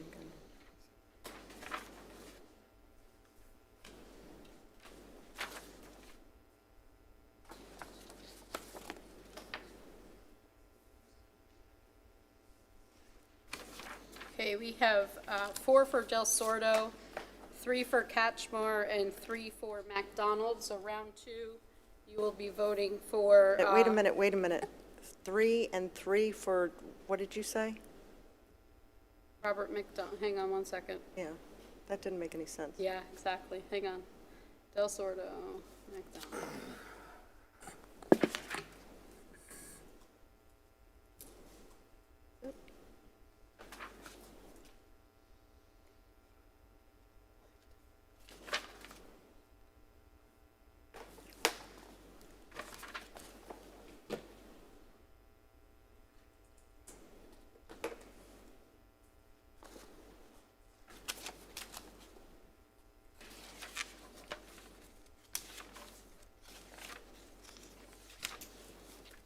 Can you just say it out loud? Because maybe I didn't misunderstood you the first time. It came out the same again. It's 4, 3, and 3, right? We should have 10 total? Okay, I thought you Yeah. said 4, 4, and 3. Okay, Gotcha, that's why I was gotcha. like, Oh, no, what? 4, 3, Okay. 3. That's why I was like, wait, that's it. Okay. Okay, so but- Del Sordo has the top 4, so then on round 2, please choose just between Catchmar and McDonald.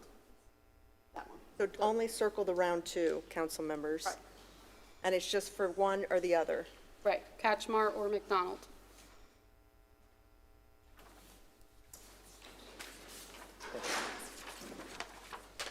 Thank you.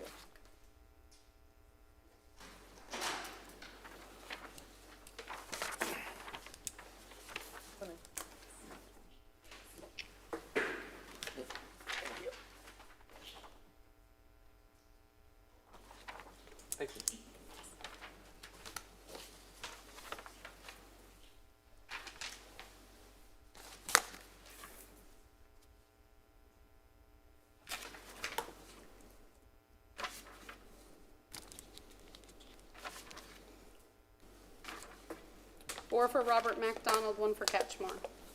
Would I have a motion to appoint, what's the? Del Sordo Del Sordo. and McDonald. I will make that motion.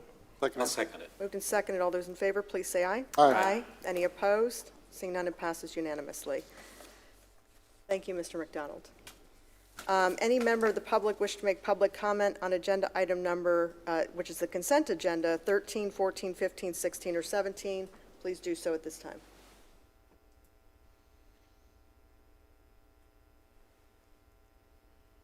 Seeing none, I'll close public comment. I'll ask for a motion to approve the consent agenda as read. I'll make it.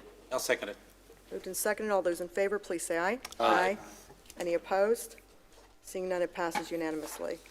We'll now move to public participation. If you've spoken at the beginning of the meeting, you do not have the opportunity to speak again, so I would ask those that spoke at the beginning that I've noted to please reserve your time and open it up to those that have not spoken on items not on the agenda. You have up to 3 minutes. Please state your name for the record.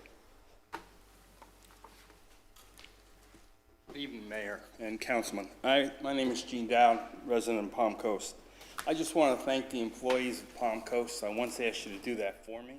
That's not your job.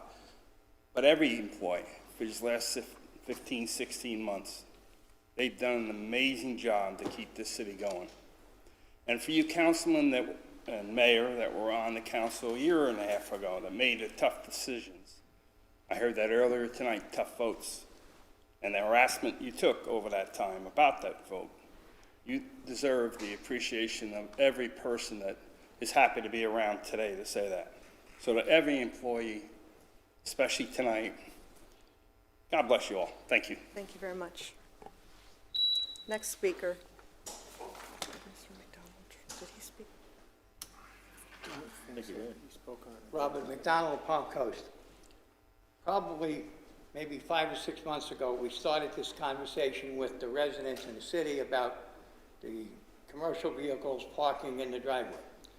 And if my memory serves me correct, the mayor said when Councilman Barbosa brought it up, we were going to discuss this in March. Well, March is here and gone, April's now here and gone, and now we're into May. Now I understand that a survey has been sent out that you can vote individually. Well, I'm computer illiterate, so I had to ask my daughter what this actually meant. And she explained to me that if you have multiple methods of iPads and Amazon and all this other good nonsense, you can vote multiple times. Well, that's not really the way we should be voting. And the residents haven't been told yet when this meeting is going to be, because the idea of signage on a vehicle has to be kind of specific depending upon the type of vehicle you have. If you have a small commercial van that you work for Verizon, that's one category. If you have a small vehicle and that you use it for your own personal business, that's another thing. But if you have a tow truck or you have a landscaping truck, that's a different kind of a category. So I think that when the city finally decides that we're going to vote on this thing, it has to be different requirements for different types of commercial vehicle. Because I certainly don't want an 18-wheeler across the street from me. But I don't have a problem with somebody who is trying to make a living and let them, because now you got people putting tarps and all kinds of markings to try to hide it. We don't want to hide it. We want to make this friendly. So when the council decides that they're going to vote on this, please take into consideration that it has to be different kinds of vehicles under, you can't just put all the vehicles in one lump sum, whether you do it by weight restrictions or the size of the vehicle, but something. But this has been going on since January, at least. And something has to be done like now. And like somebody said tonight, we have 25 other items. Let's get this one and get it out and throw it away and be done with it. So code enforcement is doing their good job, but, you know, you guys got to help them out. Thank you. Thank you. Next speaker.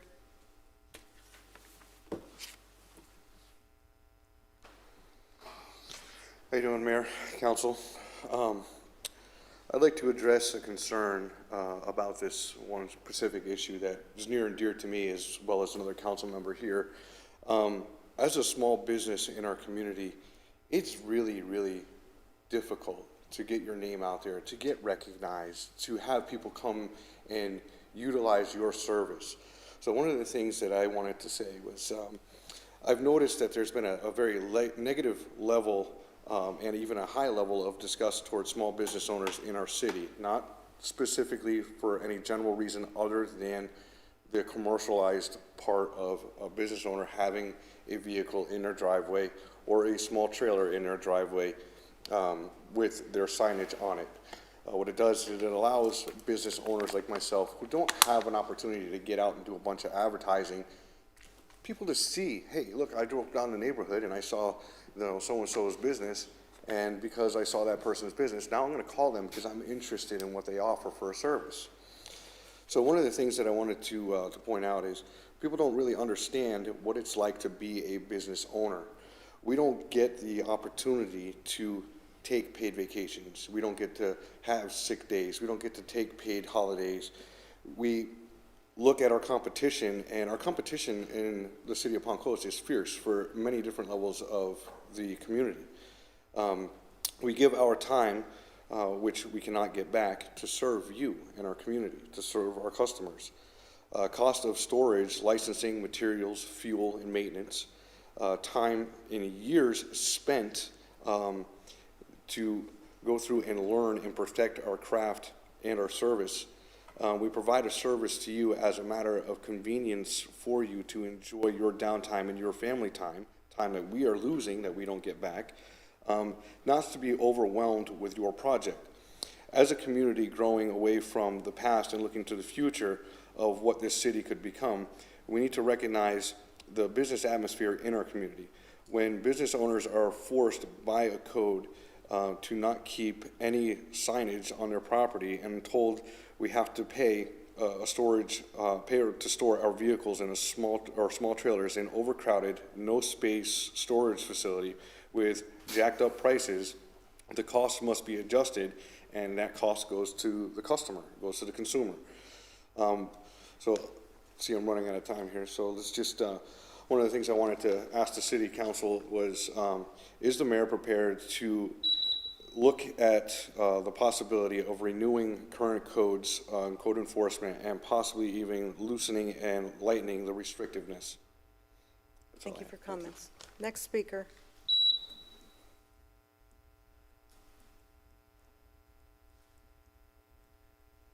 Mayor, Council, I'm just going to be really brief here.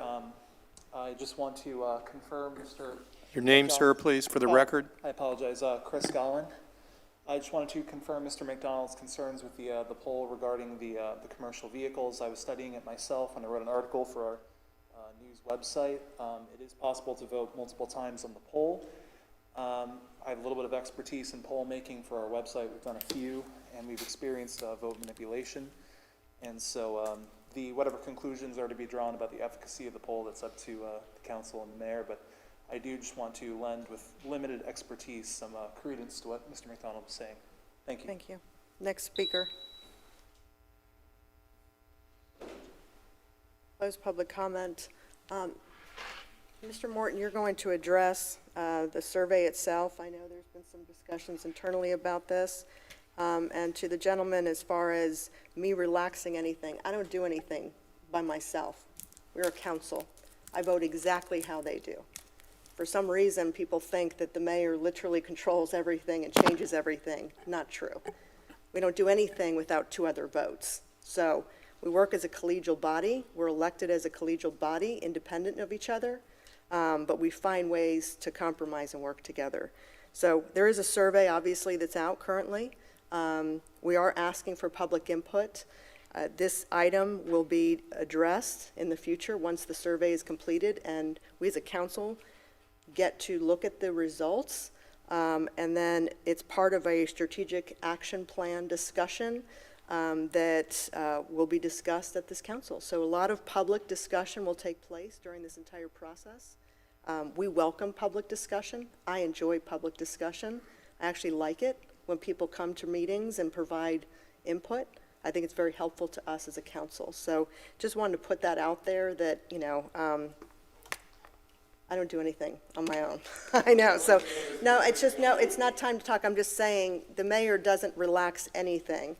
The mayor literally is as equal as every single individual up here. So if there's 3 votes, that's how action happens here. So, Matt, would you like to address the questions about?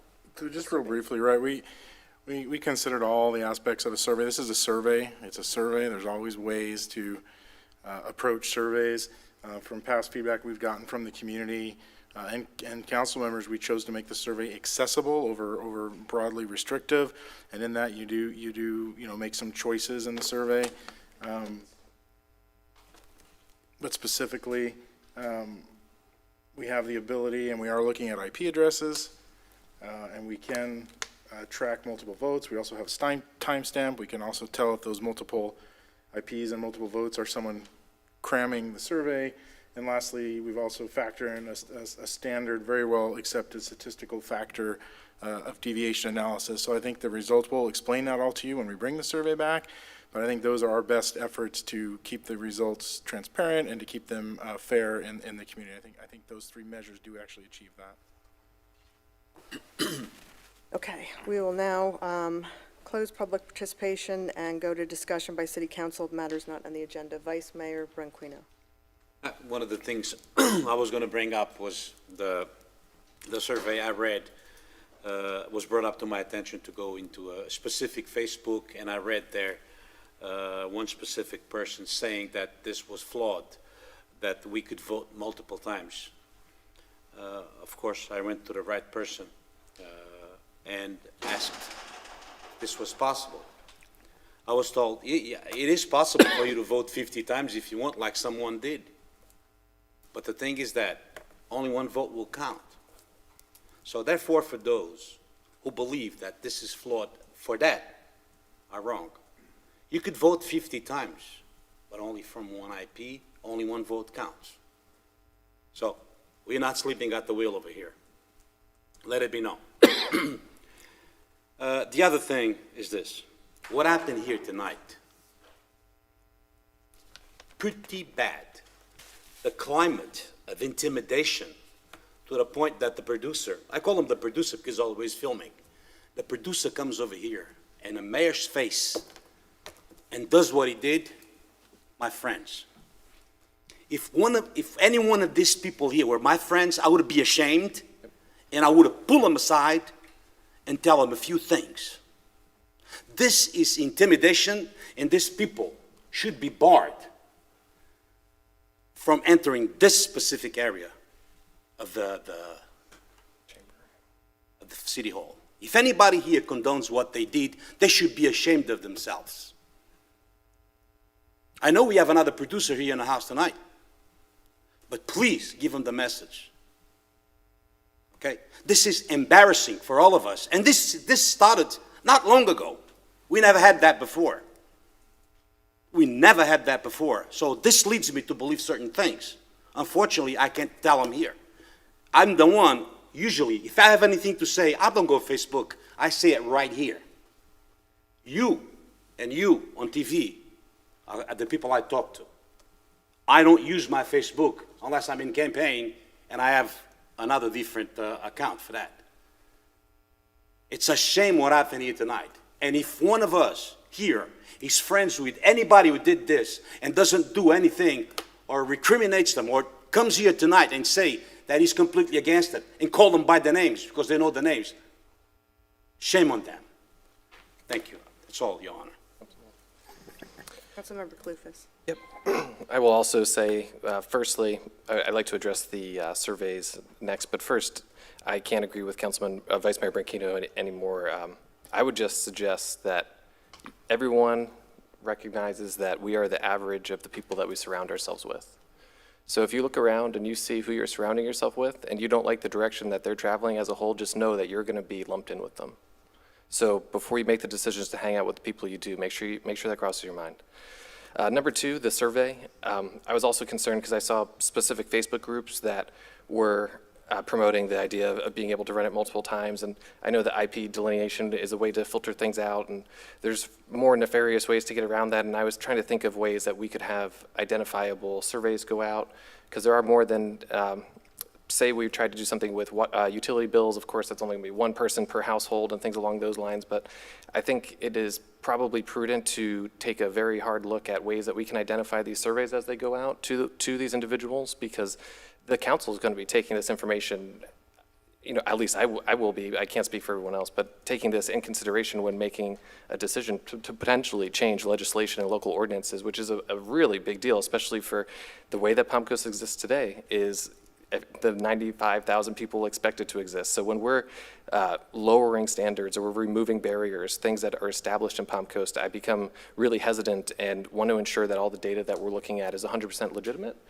And I don't blame staff at all. I think this was a great initiative. I was more surprised that so many people were willing to try to bake the system than not.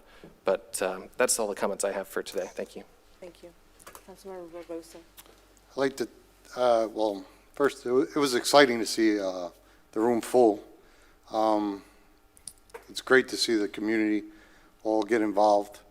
I just asked to do it the right way, Be respectful. When you come here, you get your time to speak. If you don't like it, take it to the election booths. Thank you. Councilmember I agree with Councilman Barbosa and Councilman Burkino. What happened tonight was way out of line. Shouldn't have happened. I know that's happened before to Mayor Holland when she was going to a vehicle. I've seen it happen to Mr. Morton, and it is inexcusable. It's not a way to conduct a business meeting or even a workshop. You get your time, you get to speak. Again, as Councilman Barbosa said, take it to the polls, and I agree with that. On another subject, I had a conversation with our attorney earlier this evening before the meeting, because we're going to be, besides the business signs on the vehicles, we may be discussing the ordinances concerning signs in yards or whatever. And one of the things I didn't know until our conversation was, while we can't control the content of those signs, the message, we can control the time. We can say you're allowed to put up signs like from 12 p.m. to 4 p.m. on Saturday and Sunday. Things of that nature we can control, according to Mr. Reichman, who wants to look a little further into the law on it, but he was fairly sure about it, and I'll let him address it. And that may be something that helps our real estate agents with their open houses. And it doesn't clutter up the city with a whole bunch of signs, but, on a weekend, as Councilman Burkino knows, his wife's a real estate agent, it would certainly help our agents. And other folks wouldn't be throwing up a bunch of other signs because it won't help their businesses. So it's just something I wanted to bring to our attention that we might want to consider down the road. Mayor, can I add something? Go ahead. On the survey, it's not about the size. We're not changing size. It's just about signage. That's it. Okay. A discussion by city attorney of matters not on the agenda. Nothing, Madam Mayor, unless there's questions. Discussion by city manager of matters not on the agenda. I do have one thing tonight. I guess two things. I'm going to go above my pay grade and say in 27 years I've not seen this level of intentional intimidation and intentional intent to just bully. And it's quite disgusting. And I'll be very candid about that. And it's very hard to keep the morale of an amazing staff when very few group of individuals want to bully, harass, and intimidate. And in that respect, we expect our code enforcement officers. These are our officers. They enforce the codes of the city of Palm Coast that are on the books. They're not sworn law enforcement deputies, but they've been asked. They've been asked by us, and they faithfully enforce the codes of the city, and they do it with integrity, and they do it with commitment to our community. And for the record, I've received far more praise and criticism. There have been some criticisms. None of us is perfect. Point your finger at yourself as well. None of us is perfect, but they constantly do an excellent job on behalf of our city, and they constantly seek to do a better job. This inflammatory rhetoric that's going around, that they think they're some part of mafia or worse, denigrates our community. This is disrespectful. It's demoralizing to staff. I've never seen anything like it in 27 years, and it's led to death threats. It's led to death threats to our code enforcement officers. threats of, I will shoot them in the head if they come on property. You were there for that one. And the streets will run with their blood. It's time to have enough of this. Enough. Thank you. Make a motion to adjourn, ma'am. I'll second it. Melissa? Yeah.